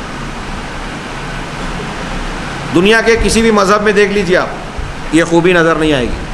اور اگر کسی مسلمان کے بارے میں یہ خبر ملتی ہے کہ وہ عیسائی ہو گیا یا دین اسلام سے پھر گیا، تو آج کے زمانے کا یہ معاملہ ہے، آپ تحقیق کریں گے تو پتہ چلے گا کہ وہ مسلمان بھی صحیح نہیں تھا، اسلام کے بارے میں اس کو جانکاری تھی ہی نہیں. اب اس کے سامنے ایک مسئلہ ہے، اس مسئلے کے حل کی بنیاد پر یا کسی اور خارجی بنیاد پر وہ ادھر ادھر ہو گیا، تو وہ مسلمان ہی ٹھیک سے نہیں تھا. ورنہ جو ایمان و اسلام کو جاننے والا کوئی شخص ہو، اللہ تبارک تعالیٰ اسے ثابت قدمی عطا کرتا ہے، اسے کوئی لالچ کوئی دھمکی پھیر نہیں پاتی. آج دیکھیے مسلمانوں پر کتنی مصیبتیں ہیں، اور سارے مسلمان کم سے کم اتنا شعور رکھتے ہیں کہ ہمیں مسلمان ہونے کی سزا دی جاتی ہے، الزامات لگائے جاتے ہیں، اور دہشت گردی اور کیا کیا، اور پھر کبھی کبھی خصوصی طور سے بھی گرفتار کیا جاتا ہے. لیکن ان گرفتار لوگوں میں سے کتنے لوگوں نے اس گرفتاری سے بچنے کے لیے اپنا دین چھوڑ دیا کہ ان کو ثابت قدمی ملتی ہے. کچھ پیسے کے لالچ میں مذہب بدل دیتے ہیں، کچھ کسی، اور ایسے ہی مسالک میں بھی دیکھ لیجئے کہ بریلوی دیوبندی ہو گیا، وہ جماعت اسلامی میں تھا وہاں چلا گیا، وہ فلاں جگہ تھا فلاں جگہ چلا گیا، لیکن بہت شاذ و نادر سنائی دیتا ہے کہ کوئی اہل حدیث ادھر ادھر ہو گیا. کیوں؟ صحیح عقیدے کے ساتھ جمع اور ثابت قدمی ملتی ہے. اس آیت کی روشنی میں صحیح حدیث میں یہ تشریح کی گئی ہے کہ قیامت کے عذاب قبر کے اندر جب اللہ تبارک و تعالیٰ، اللہ کے رسول جب فرشتے صاحب قبر سے سوال کریں گے من ربک ما دینک ماذا تقول فی ھذا الرجل یا فی محمد صلی اللہ علیہ وسلم، تو اس وقت اللہ تبارک و تعالیٰ صحیح عقیدے والے مومن بندے کو توفیق دے گا کہ وہ صحیح جواب دے گا. اور پھر قرآن کی آیت پڑھی اللہ کے رسول نے، یثبت اللہ الذین آمنوا بالقول الثابت فی الحیات الدنیا وفی الآخرہ. تو تو یعنی میں نے اسی کو استنباط کیا کہ قبر میں صحیح جواب کی توفیق صحیح عقیدے کی وجہ سے ملے گی، اور جو صحیح عقیدہ نہیں جانتا وہ کہے گا ہاں ہاں، منافق ہو کافر ہو، وہ کہے گا جب اس سے سوال فرشتے کریں گے تو ہر سوال کے جواب میں کہے گا ہاں ہاں لا ادری، ہائے افسوس، ارے میں نہیں جانتا۔ سمعت الناس یقولون فقلت، کہ میں نے لوگوں کو کہتے ہوئے سنا تو میں نے بھی کی، میں نے بھی وہی کہہ دیا، میں نے لوگوں کو یہ کہتے ہوئے سنا تو میں نے بھی کہنے، میں نے تقلید کی، میں نے تقلید کی۔ یہاں ایک نقطہ یہ دھیان رکھے، عذاب قبر کے سلسلے میں وارد حدیث میں یہ کہا کہ لوگوں کو کہتے سنا تو میں نے کہا تو اس کو عذاب دیا جائے گا، پھر فرشتے سزا دیں گے، اور اوپر جو میں نے آیت پڑھی پہلے شروع میں کہ جب اللہ نے آدم کی پیٹھ سے روحوں کو نکالا اور یہ عہد و پیمان لیا، اس آیت کی روشنی میں اور جو حدیثیں ہیں اس کی روشنی میں یہ نقطہ نوٹ کرنے والا ہے کہ مقلدین کے یہاں بھی اس بات کو مانا جاتا ہے کہ عقیدے کے سلسلے میں تقلید جائز نہیں ہے، عقیدے کے سلسلے میں تقلید نہیں کی جائے گی، بلکہ احناف جو کہتے ہیں کہ ماتریدیہ اور اشعریہ ہیں وہ عقیدے میں، جو کل آئے گی بحث، تو ماتریدیہ اور اشعریہ کے نزدیک یہ ایک عقیدہ تھوڑے سے اختلاف کے ساتھ کہ اگر کوئی مسلمان بچہ ہے، بچہ ابھی شعور کو آیا ہے، بڑا بالغ نہیں ہوا ہے، تو اس کو عقلی طور سے اللہ تبارک و تعالیٰ کی توحید کو سمجھنا اور ماننا ضروری ہے۔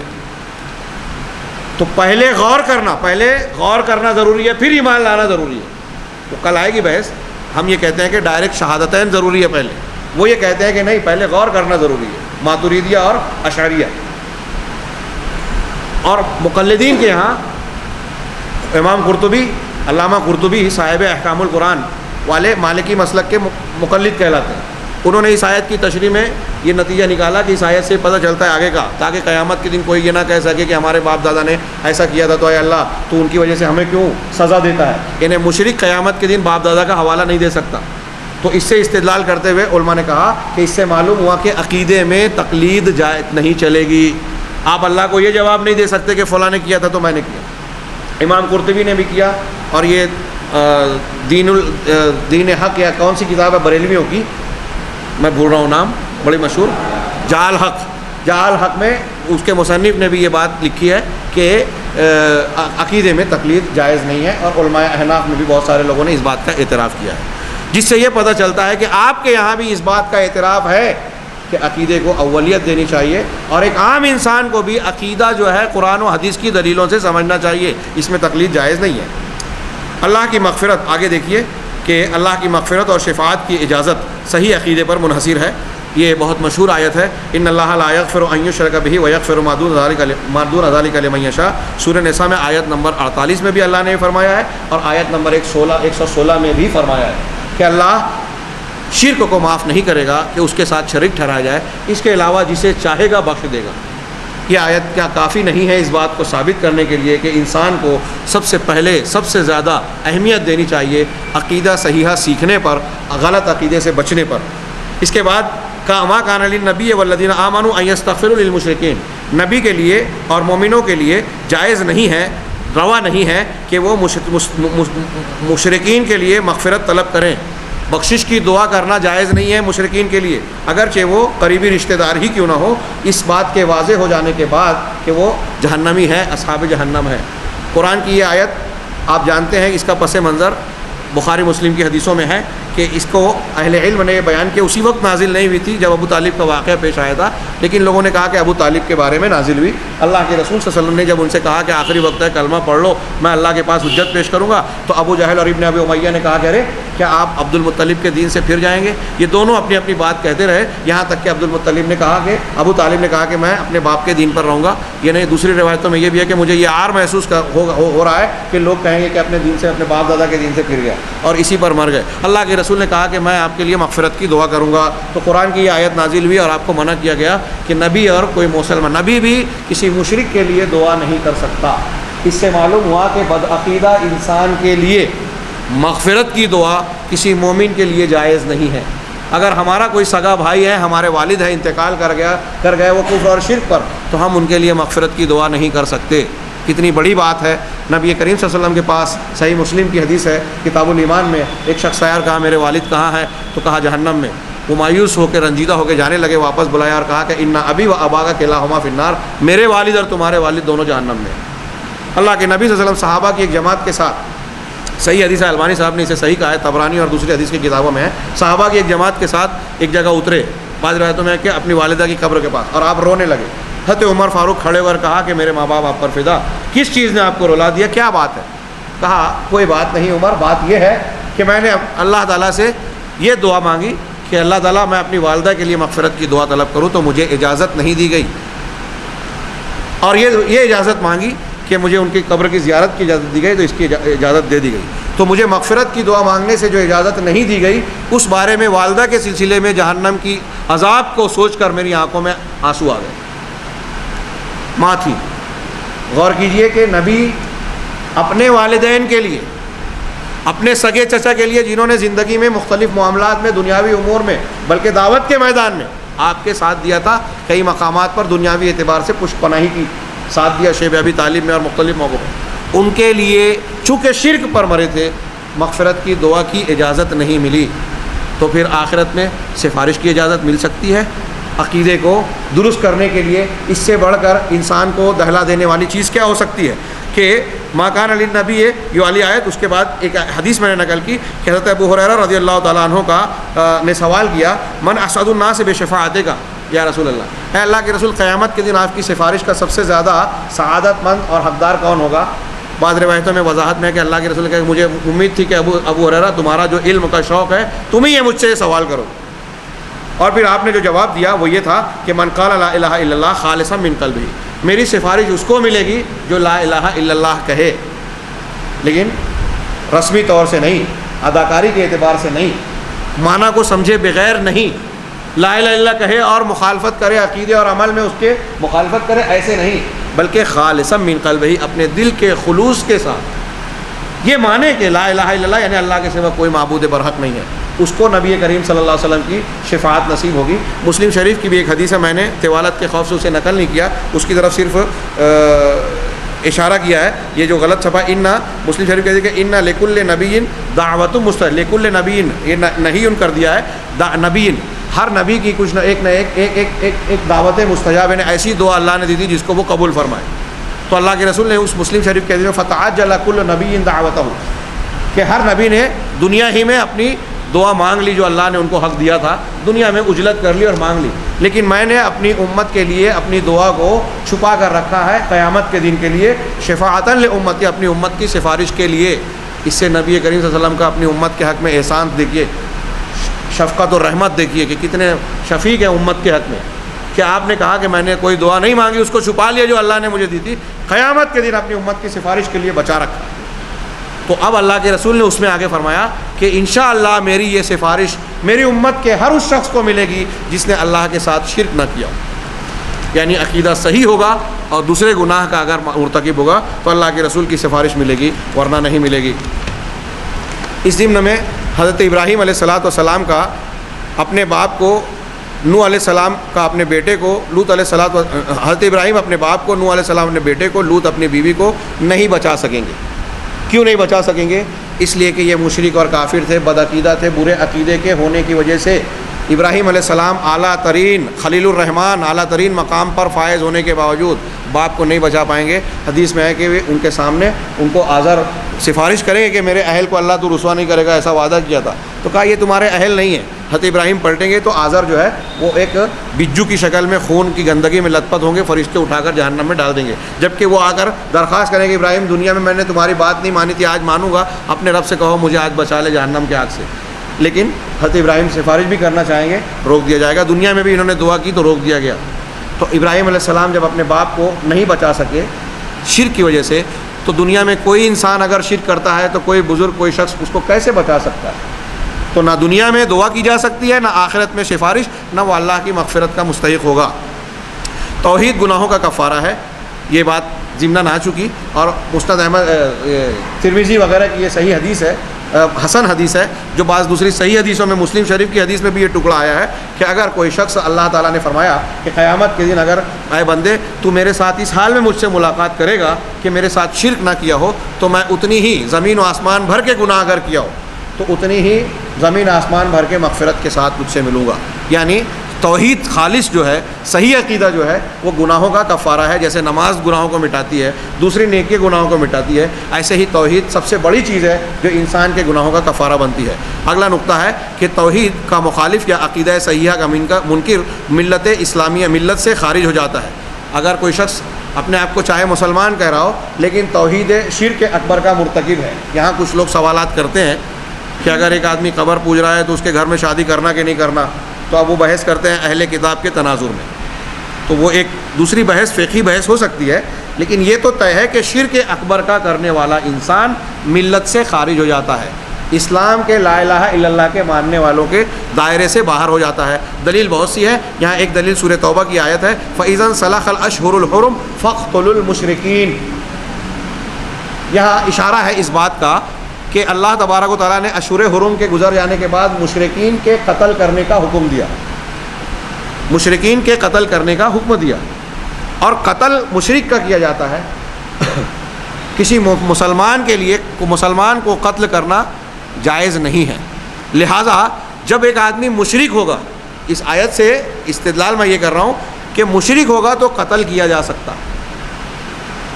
اس کا مطلب یہ ہوا کہ توحید کا مخالف مشرک ہو جاتا ہے، اور جو مشرک ہو جاتا ہے شرک کرنے والا تو ملت سے خارج ہو جاتا ہے. ایسی کئی حدیثیں ہیں بخاری مسلم میں کہ جو شخص لا الہ الا اللہ کہے، ایمانیات کو مان لے، تو اس نے اپنی جان اور مال کو مجھ سے محفوظ کر لیا. مشرک کا مسلمان عورت سے شادی کرنا حرام ہے. سورہ بقرہ کی آیت ہے، آگے پیچھے دونوں پہلو پیش کیے گئے ہیں، اس کا میں نے ایک ٹکڑا نقل کیا. وَلَا تُنْكِحُوا الْمُشْرِكِينَ حَتَّىٰ يُؤْمِنُوا. اپنی عورتوں کا نکاح مشرکین سے نہ کرو. مخاطب اولیاء ہیں، اور کہا گیا کہ مشرکین سے نہ کرو حَتَّىٰ يُؤْمِنُوا، یہاں تک کہ وہ ایمان لے آئیں. اس کا مطلب یہ ہوا کہ اگر کسی انسان کے اندر شرک کی صفت موجود ہے تو ہمارے لیے جائز نہیں کہ کسی مومنہ مسلمان خاتون کا نکاح اس سے کریں. یہ مضمون اور بھی کئی جگہ ہے. سورہ نور کے آغاز میں زانی زانیہ سے یا مشرکہ سے نکاح کرتا ہے، زانیہ مشرک زانی سے اور مشرک سے نکاح کرتا ہے. یہ ذکر کرنے کے بعد خبر بمانہ امر کو بیان کر کے اللہ نے آگے فرمایا وَحُرِّمَ ذَلِكَ عَلَى الْمُؤْمِنِينَ. مومنوں پر یہ چیز حرام ہے. کیا حرام ہے؟ کہ کسی مشرکہ یا کھلے زنا کرنے والی سے شادی کرے. تو اگر کوئی شخص شرک اور کفر کا ارتکاب کرتا ہے تو کسی مسلمان سے اس کا شادی کرنا حرام ہے. وہ ولا اور برا کی بنیاد عقیدہ ہے. ولا برا یہ عقیدے کی کتابوں میں ایک اصطلاح ہے، اس کا بہت استعمال کیا جاتا ہے کتابوں میں. ہمارے یہاں لوگ سمجھتے ہیں کہ کسی سے رشتہ تعلق جوڑنا اور کسی سے رشتہ کاٹنا. ولا مانے جوڑنا، تعلق ولایت، اور برا مانے برات کا اظہار کرنا، لا تعلقی کا اظہار کرنا. قرآن و حدیث کی ایسی بہت سی دلیلیں ہیں. انبیاء اور صحابہ کرام کا کردار اس پر دلیل ہے کہ مسلمان کا تعلق ایمان کی بنیاد پر ہوگا، صحیح عقیدے کی بنیاد پر ہوگا، اور مسلمان کی دشمنی اور لا تعلقی ایمان اور صحیح عقیدے کی بنیاد پر ہوگی. آپ نے بدر اور احد کے واقعات بارہا سنائے ہوں گے لوگوں کو، جس میں ہے کہ حضرت عمر فاروق نے اپنے سگے ماموں کی گردن کاٹی جب مقابلے میں آئے. اسی طریقے سے حضرت ابو عبیدہ بن جراح نے اپنے سگے باپ کو قتل کر دیا. حضرت مصعب بن عمیر نے دیکھا کہ ایک انصاری صحابی ان کے سگے بھائی کو باندھ رہے ہیں، تو کہا حبیب بن عمیر کو کہ یہ تم اس کو اچھی طرح باندھنا، ان کی والدہ بہت مالدار ہے، تم کو فدیہ اچھا ملے گا. تو حبیب نے کہا کہ مصعب تم میرے بھائی ہوتے ہوئے میرے بارے میں تم یہ وصیت تلقین کر رہے ہو. تو حضرت مصعب بن عمیر نے یہی جواب دیا تھا اور کہا تھا کہ تم میرے بھائی نہیں ہو، میرا بھائی یہ انصاری ہے. اس کی وضاحت حضرت سلمان فارسی کے جواب سے ہوتی ہے. جب کسی نے ان سے پوچھا کہ تمہارا خاندان کیا ہے، تو حضرت سلمان نے کہا تھا سلمان ابن اسلام ابن اسلام ابن اسلام. میں سلمان ہوں، اسلام کا بیٹا، اسلام کا پوتا. اسلام میرا خاندان ہے، ہر مسلمان میرا رشتہ دار ہوا. تو ولا اور برا کی بنیاد اسلام ہے. دیکھیے جب مکہ میں ایمان لائے تو گھر کے بیٹے بھائی دشمن بن گئے مومنوں کے، اور وہ لوگ اس ایمان پر قائم رہے. عقیدے کی اولیت اور اہمیت کے لیے یہ بھی کافی ہے کہ صحابہ کرام نے، رسولوں نے اس ایمان کے لیے ہر چیز کی قربانی دی. گھر چھوڑا، رشتوں کو چھوڑا، اولاد چھوڑ دی، وطن چھوڑا، دولت و جائیداد کو ترک کر دیا، سب کچھ چھوڑا، اور ضرورت پڑی تو جان بھی دے دی. لیکن نہیں دیا تو عقیدہ نہیں دیا. اسے واقعات میں بیان کروں تو یہ تقریری موقع نہیں ہے، میں صرف پوائنٹس بیان کر رہا ہوں. آپ ان واقعات کو بیان کر سکتے ہیں اس ضمن میں جس میں صحابہ کرام کو لالچ دی گئی کہ تم اگر ہمارا اسلام قبول کر لو تو ہم یہ دے دیں گے. روم کے بادشاہ نے عبداللہ بن حذافہ سہمی کو کہا تھا کہ میں آدھی سلطنت دے دوں گا اور نہیں لاؤ گے تو قتل کر دیں گے، تو دھمکی دیا، لالچ دیا، سب کچھ دھمکی اور لالچ کے کسی بھی پہلو میں اسلاف نے، صحابہ نے عقیدے سے ایک انچ ایک بال برابر پیچھے ہٹنے کو گوارا نہیں کیا. انبیاء کا بھی یہی کردار رہا، صحابہ کرام اور سلف کا بھی یہی رہا. ان کے اس کردار سے عقیدے کی اولیت اور اہمیت بالکل صاف ظاہر ہے کہ اس کے لیے سب کچھ قربان کیا جا سکتا ہے، لیکن اس کو کسی چیز پر قربان نہیں کیا جا سکتا. تبھی اللہ کے یہاں کامیابی ہے. اور اس دنیا میں ہمارا یہی امتحان ہے کہ توحید کے تقاضے آپ کے سامنے ہیں، توحید کی مخالفتیں آپ کے سامنے ہیں. ہم توحید کے تقاضوں کو پورا کرتے ہیں یا اس کے خلاف والے تقاضوں پر. آج ہم جو بیٹھے ہوئے ہیں، اگر ہم دین کا یہ چیزیں سمجھ کر دعوت کا کام کرتے ہیں، صحیح بات لوگوں تک پہنچاتے ہیں، یہ بھی توحید کا تقاضا ہے. اگر اس سلسلے میں آنے والی مصیبتوں کو جھنجھٹ سمجھتے ہیں، تکلیف اور پریشانی سمجھتے ہیں، کون جماعت کے ساتھ جڑا رہے، کون دین کا کام کرے، کون ان لفڑوں اور جھگڑوں میں پڑے، یہ سوچ کر ہم نے اپنے بھائیوں کو، صحیح دین کو کی مخالفت کرنے والوں کو یوں ہی چھوڑ دیں، جبکہ ہمارے اندر اللہ نے طاقت، علم اور صلاحیت عطا کی ہے کہ ہم باطل کا دفاع کر سکتے ہیں، حق کو لوگوں کے سامنے پیش کر سکتے ہیں. تو یہ ولا اور برا کا عقیدہ توحید کے ماننے کا تقاضا ہے کہ ہم اپنی طاقت کے مطابق توحید کے دین کی تائید کریں، اس کی مدد کریں اپنی طاقت کے مطابق، علم کے مطابق. تو ولا اور برا کی بنیاد عقیدہ ہے. اللہ کے رسول صلی اللہ علیہ وسلم کا فرمان ہے، امرت ان اقاتل الناس حتی یشهدوا ان لا الہ الا اللہ ویؤمنوا بما جئت به فاذا فعلوا ذلك عصموا منی دماءهم واموالهم. یہ حدیث بہت مشہور ہے. اس قسم کی حدیثیں کئی الفاظ سے مروی ہے بخاری مسلم میں. علماء کا بدلائل فتویٰ ہے. توحید کی اہمیت بتاتے ہوئے میں کہہ رہا ہوں، علماء کا بدلائل یعنی قرآن حدیث کی بہت سی دلیلوں کے تعلق سے ساتھ یہ فتویٰ ہے کہ مشرک مر جائے تو نہ اسے غسل دیا جائے گا، نہ کفن، نہ اس پر نماز پڑھی جائے گی، نہ مسلمانوں کے قبرستان میں دفن کیا جائے گا، بلکہ دور دراز کوئی گڑھا کھود کر اس میں ڈال دیا جائے گا. اور آدمی کے اندر یہاں بات پوری ہو جاتی ہے. یہاں سے ایک دوسری بات ہے کہ آدمی کے اندر انسانی خوبیاں اور کمالات اسی توحید کی وجہ سے پروان چڑھتے ہیں. یہی چیز توحید ہدایت ہے اور اسی توحید کی بنیاد پر ایک انسان اچھا انسان بنتا ہے. لہٰذا آگے کہا کہ عقیدہ صحیح ہوگا تو انسان کی فکر و سوچ صحیح ہوگی، مثبت اور بہتر ہوگی. صحیح عقیدے کی بنیاد پر نیکیاں پروان چڑھتی ہیں اور برائیاں دم توڑتی ہیں. اس کی دلیل آگے آ رہی ہے. اللہ تبارک و تعالیٰ نے قرآن مجید میں فرمایا، نوٹ کر لیجئے یہ اور آگے نقطے کی ایک دلیل اس میں چھوٹ گئی. سورہ ابراہیم کی آیت نمبر 24-25 میں ہے، آپ نے بارہا سنی ہے. اللہ تبارک و تعالیٰ نے فرمایا کہ الم تر کیف ضرب اللہ مثلا کلمۃ طیبۃ کشجرۃ طیبۃ اصلها ثابت وفرعها فی السماء تؤتی اکلها کل حین باذن ربها. یہ ہمارا آخری جملہ ہماری دلیل ہے کہ کیا تم نہیں دیکھتے کہ اللہ نے پاکیزہ کلمہ طیبہ کی کیسی مثال عطا فرمائی. کلمہ طیبہ پاکیزہ درخت کی طرح ہے جس کی جڑیں زمین میں گہرائیوں تک ہیں اور آسمان میں بلندیوں تک چلی جا رہی ہیں. یہ توحید ہے، صحیح عقیدہ ہے. صحیح عقیدہ بلندیاں عطا فرماتا ہے، اونچائی تک جاتا ہے اور اس کی جڑیں مضبوط ہوتی ہیں. اور پھر اللہ نے فرمایا آگے کہ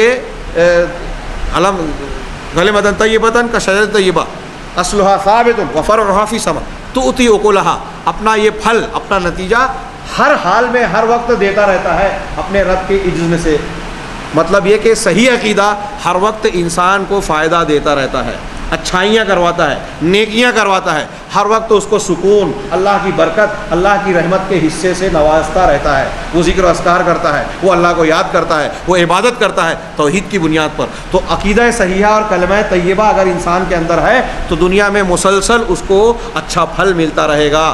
یعنی یہ عقیدے کی بہت بڑی برکت ہے کہ دنیا میں اگر ہم مسلسل برکت چاہتے ہیں. آپ دنیا میں ہم دعات اور علماء اس میدان میں کام کرنے والوں کو یہ شکایت ہوتی ہے کہ معاشی اعتبار سے ہمارے سامنے مسائل ہوتے ہیں، دنیاوی پریشانیاں ہوتی ہیں. ہمارے بچے، ہمارا گھر اور اس کی تقاضے ہم کو کبھی کبھی پاؤں میں زنجیر اور بیڑیاں لگتے ہوئے محسوس ہوتی ہے. ہمارے طلبہ بھی آخر سالوں میں اس پریشانی سے دوچار رہتے ہیں کہ اگر ہم دین کے کام میں لگ گئے، جماعت سے جڑ گئے، مسجد سے وابستہ ہو گئے تو ہمارے معاشی تقاضوں کا کیا ہوگا، ہمارے گھریلو مسائل کیسے حل ہوں گے.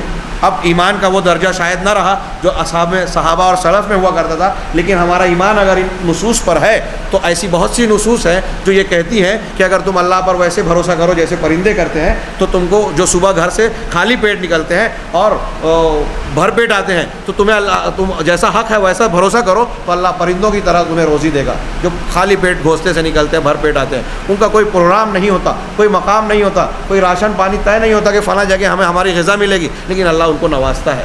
تو اگر ہم بھی اللہ پر بھروسہ کریں، اللہ کے دین کے سچے سپاہی بنا دیں تو اللہ کی قسم ہمارا کوئی مسئلہ ہمارے لیے رسوائی کا، پریشانی کا باعث نہیں بن سکتا. آزمائشی پہلو اپنی جگہ، آزمائش پر ہمیں فاقے ہو جائیں یہ ہمارے لیے اجر و ثواب کا باعث ہوگا، ہماری رسوائی نہیں ہوگی انشاءاللہ، بلکہ اس سے عزت و مقام میں، اجر و ثواب میں اور دنیا کی برکتوں میں اضافہ ہوگا. ایسے صحابہ بھی گزرے ہیں جن کو وہ تن ڈھانپنے کے لیے پوری چادر نہ تھی. بخاری کی حدیث ہے کہ عبد الرحمن بن عوف روزہ افطار کرنے بیٹھے دسترخوان پر تو ان کے بیٹے ابراہیم راوی ہیں، وہ کہتے ہیں کہ کھانا پیش کیا گیا، عبد الرحمن بن عوف رضی اللہ تعالیٰ عنہ کھانا دیکھا رونے لگے. کہا کیا بات ہے یہ آپ رو کیوں رہے؟ کہا مصعب ابن عمیر جو مجھ سے بہتر تھے، حالانکہ عبد الرحمن بن عوف کا مقام زیادہ عشرہ مبشرہ میں، یہ صحابہ کی خاکساری تھی. کہا مصعب ابن عمیر جو مجھ سے ایمان میں بہتر تھے وہ اس دنیا سے اس حالت میں رخصت ہو گئے کہ یہ چیزیں نصیب نہیں تھیں. مرنے کے وقت بھی جب شہید ہوئے تو ان کے تن پر ایک چادر تھی، اگر پیر ڈھانکا جاتا تو سر کھل جاتا، سر ڈھانکا جاتا تو پیر کھل جاتا. اللہ کے رسول نے کہا کہ ان کا سر ڈھانک دیا جائے، پیر پر اس کے گھاس ڈال دی گئی.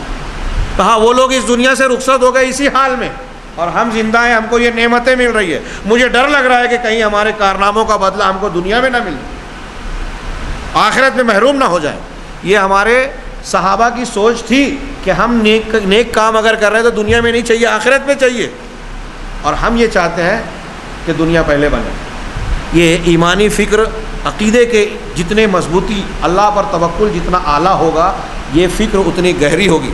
میں یہ بات کہہ رہا ہوں تو بعض دلوں میں یہ اندیشے پیدا ہو رہے ہوں گے کہ مولانا یہ باتیں کہہ رہے ہیں، یہ کتاب کی باتیں ہیں، یہ کہنے کی باتیں ہیں، اس سے گزرنا، اسے برتنا بہت مشکل کام ہے. جی ہاں مشکل کام ہے، بلندیاں ایسے ہی نہیں ملتی. اگر آپ ایمان کے اعلیٰ درجے پہ ہوں تو انشاءاللہ آج بھی اللہ تبارک و تعالیٰ کی طرف سے غیبی امداد اور ایسے مقام سے روزی دینے کا تصور جہاں سے ہم تصور نہ کر سکے وہ وعدہ قرآن مجید میں قیامت تک ہے. وَمَن يَتَّقِ اللَّهَ يَجْعَل لَّهُ مَخْرَجًا وَيَرْزُقْهُ مِنْ حَيْثُ لَا يَحْتَسِبُ. اللہ کا تقوی اختیار کرو گے اللہ پریشانیوں سے نکلنے کی راہیں دے گا اور ایسے مقام سے روزی عطا فرمائے گا جس سے انسان توقع نہ کر سکے. تو خیر یہاں میں یہ عرض کر رہا تھا کہ عقیدہ تمام برکات کا سبب ہے. صحیح عقیدہ صحیح ہوگا تو انسان کی فکر و سوچ صحیح، مثبت اور بہتر ہوگی. صحیح عقیدے کی بنیاد پر نیکیاں پروان چڑھتی ہیں اور برائیاں دم توڑتی ہیں. اس کی تشریح میں آپ جائیں تو پوری کتاب لکھ سکتے ہیں کہ جب آپ کو صرف اللہ کا ڈر ہوگا تو آپ بہادر ہو جائیں گے، دنیا کی چیزوں سے نہیں ڈریں گے. جب آپ صرف اللہ کے آگے ہاتھ پھیلائیں گے تو دنیا کے سامنے بھکاری نہیں بنیں گے، آپ کے اندر خودداری آئے گی.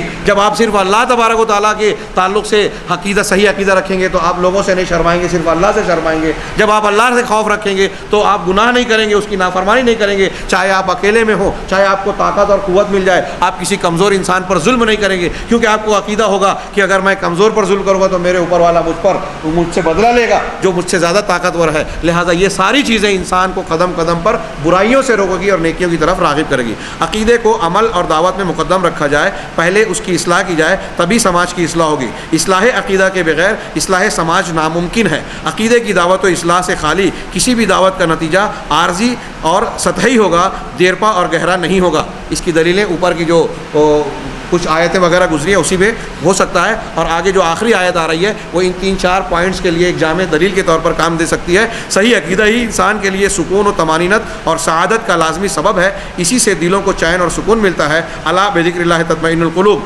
عقیدہ صحیحہ سے ہی امن اور تحفظ ملتا ہے اور یہی ہدایت کی بنیاد اور عنوان ہے. اللہ نے فرمایا الذین آمنوا ولم یلبسوا ایمانہم بظلم اولئک لہم الامن وہم مہتدون، کہ جو لوگ ایمان لائے اور اپنے ایمان کے ساتھ ظلم کی آمیزش نہیں کی، یعنی شرک نہیں کیا، توحید کے ساتھ شرک نہیں ملایا، بدعقیدگی کو شامل نہیں کیا صحیح عقیدے میں، تو یہی لوگ ہیں جن کے لیے امن ہے آخرت میں اللہ کے عذاب سے. اور میں اس کے معنی کو اگر وسیع کروں تو یہ کہوں کہ ہر مصیبت اور پریشانی یا اللہ کی طرف پکڑ سے اس کو تحفظ حاصل ہو جائے گا. ان کے لیے امن ہے، وہ محتدون، اور یہ ہدایت یافتہ ہے. تو جب آپ اللہ کے ہر قسم کے عذاب سے محفوظ رہیں گے تو سکون اور چین آپ کو ملے گا، ہمیں ملے گا. اللہ اس کا نسخہ راستہ بتا رہا ہے کہ ان کے لیے امن. سورہ بنی اسرائیل میں جو کہا کہ اللہ کے ساتھ کسی کو معبود نہ بناؤ، اگر تم ایسا کرو گے تو مذموم و مخذول ہو جاؤ گے، یعنی تمہاری مذمت کی جائے گی، محمود نہیں رہو گے، قابل تعریف نہیں رہو گے، اور مجہول یعنی رسوا ہو جاؤ گے، اور مخذول نہیں ہوگے۔ مخذول مطلب سہارا تمہارا نہیں، سہارا ختم، اس کا سہارا تمہارا جو ہے چھین لیا جائے گا۔ اس کا مطلب اگر کوئی شرک کرتا ہے تو وہ بے سہارا ہو جائے گا، اللہ کی مدد نہیں ملے گی۔ پوری دنیا میں مسلمانوں کی بے سہارگی، رسوائی، پریشانی کی بنیادی سبب یہ ہے کہ آدمی اللہ کے ساتھ کسی دوسرے معبود کو پکارا جا رہا ہے۔ تو اس اعتبار سے آپ غور کریں تو دنیا میں اللہ تعالیٰ کا تحفظ، آخرت میں اللہ تبارک و تعالیٰ کے انعام کی بنیاد اور اس کا عنوان یہی عقیدہ صحیحہ ہے کہ اس کو شرک سے محفوظ رکھا جائے۔ مختصر اور حاصل یہ کہ یہ ان معروضات سے یہ بات بالکل واضح ہو جاتی ہے کہ اگر ہمیں دین سمجھنا ہے، دین کے راستے میں قدم اٹھانا ہے، دعوت کا کام کرنا ہے، بچوں کی، مسلمانوں کی تربیت یا اصلاح کا کام کرنا ہے، تو پہلا نقطہ توحید ہے، آخری نقطہ توحید ہے، بنیادی نقطہ توحید ہے۔ سارے مسائل اور احکام اسی توحید کے گرد گردش کریں گے۔ اللہ رب العزت سے دعا ہے کہ وہ اس بنیادی نقطے کو ہمیں سمجھنے کی توفیق عطا فرمائے۔ آج جو اس موضوع کو یہاں رکھا گیا، میں نے شروع میں بیان کیا تھا کہ اس کا پس منظر یا اس کی اہمیت، ایک تو اللہ اور رسول اللہ نے جو اہمیت دی ہے، اس اعتبار سے اس معاملے کی، اس نقطے کی بار بار فہمائش، تذکیر ہوتے رہنا چاہیے کہ 9 ساڑھے 9 سال تک اللہ کے انبیاء نے صرف اسی کی دعوت دی، اس لیے اس کی اہمیت اس سے بھی واضح ہوتی ہے۔ جب تک قوم نے اسے نہیں مانا، آگے کا سبق نہیں دیا۔ دوسرا پہلو یہ کہ اہل حدیث کا منہج قرآن و حدیث کے منہج کے مطابق ہے ہمارا اور آپ کا، تو اس منہج کے مطابق جب ہم عقیدے پر زور دیتے ہیں، اس پر اپنی قوت صرف کرتے ہیں، تو کچھ لوگوں کو اعتراض ہوتا ہے، جیسا کہ میں نے عرض کیا تھا کہ یہ عقیدے پر ہی کیوں اتنا زور دیتے ہیں، اور ان کے خیال میں، ان کی دانست میں صحیح عقیدے کو پیش کرنا امت میں انتشار و اختلاف پیدا کرنے کے مترادف ہے، جبکہ یہ انتہائی غلط بات ہے، بلکہ خیرت کا نام جنوں رکھ دیا والی جیسی بات ہے۔ صحیح بات تو یہ ہے کہ اگر امت میں اتحاد و اتفاق کو مضبوط انداز میں پیدا کرنا ہے تو اتحاد و اتفاق بھی صحیح عقیدے کی بنیاد پر ہی ہو سکتا ہے۔ آج ہم دیکھتے ہیں کہ سیاسی اعتبار سے، معاشی سماجی اعتبار سے اگر کوئی مشترکہ مصیبت آ رہی ہے، اس مصیبت کے تناظر میں مسلمان اکٹھا ہو جاتے ہیں کہ اسٹیج پہ علماء کرام مختلف مکتب فکر کے، تو وہ ایک خاص مسئلے کی حد تک ظاہر میں رہتے ہیں، اس میں ایک دوسرے کے خلاف کینہ اور بغض موجود ہوتا ہے، طنز و تعریض موجود ہوتا ہے، سیاسی انداز موجود ہوتا ہے، دلوں کی وہ محبت اور ملاپ نہیں ہوتا جو ایک مسلمان بھائی کا دوسرے مسلمان سے ہونا چاہیے، جو صحابہ کرام اور سلف کی صفوں میں موجود تھا۔ یہ کیوں نہیں ہوتا؟ اس لیے کہ ہم ایک مصیبت کو دیکھ کر جسم کے ساتھ تو اکٹھا ہو جاتے ہیں، ہمارا دل عقیدہ صحیحہ میں متفق نہیں ہے، لہٰذا ہم بظاہر تو اکٹھا ہوتے ہیں، دل میں اتفاق اور اتحاد نہیں ہوتا۔ تو میں یہ کہنا چاہ رہا ہوں کہ اگر آپ حکومت الہیہ یا کوئی دوسرے عنوان پر دعوت و تبلیغ کا کام کر کے یہ سمجھ رہے ہیں کہ عقیدے کو چھیڑنے سے اختلاف پیدا ہوتا ہے، تو آپ بہت بڑی بھول میں ہیں، نبی کے منہج سے ہٹے ہوئے ہیں۔ اگر آپ حقیقی اتحاد و اتفاق مسلمانوں میں چاہتے ہیں تو صحیح عقیدے کو رواج دیجیے۔ صحیح ہے، جیسے جیسے لوگوں کا عقیدہ صحیح ہوتا جائے گا، ایک دوسرے کے بھائی ہوتے جائیں گے، اور جب بھائی ہوں گے تو یہ دلوں کے محبت کے ساتھ ہوگا، صرف خالی خولی ریت کی دیوار کی طرح معاملہ نہیں ہوگا کہ یہ اکٹھا ہیں، دل منافقین کی طرح کہ تحسبهم جمعوا وقلوبهم شتى۔ قرآن نے کہا منافقین کے بارے میں کہ تم انہیں جماعت سمجھتے ہو، اکٹھا دیکھتے ہو، لیکن قلوبهم شتى، ان کے دل جدا جدا ہیں۔ تو یہ جن لوگوں کا عقیدہ صحیح نہیں ہوتا، قرآن کہتا ہے ان کے دل جدا ہوتے ہیں، وہ منافق ہیں، وہ کافر ہیں، بدعقیدہ ہیں، ان کے دل جدا ہوتے ہیں۔ اور جن لوگوں کے عقیدے درست ہوتے ہیں، قرآن نے کہا وہ بنیان مرصوص کی طرح ہوتے ہیں، شیشہ پلائی ہوئی دیوار کی طرح مضبوط۔ لہٰذا عقیدہ صحیحہ ہی مسلمانوں میں اتحاد و اتفاق کی بنیاد ہے، یہ نقطہ ڈال لینا چاہیے۔ اقول قولی ھذا واستغفر اللہ لی ولکم ولسائر المسلمین، وصلی اللہ علی نبینا محمد صلی اللہ علیہ وسلم۔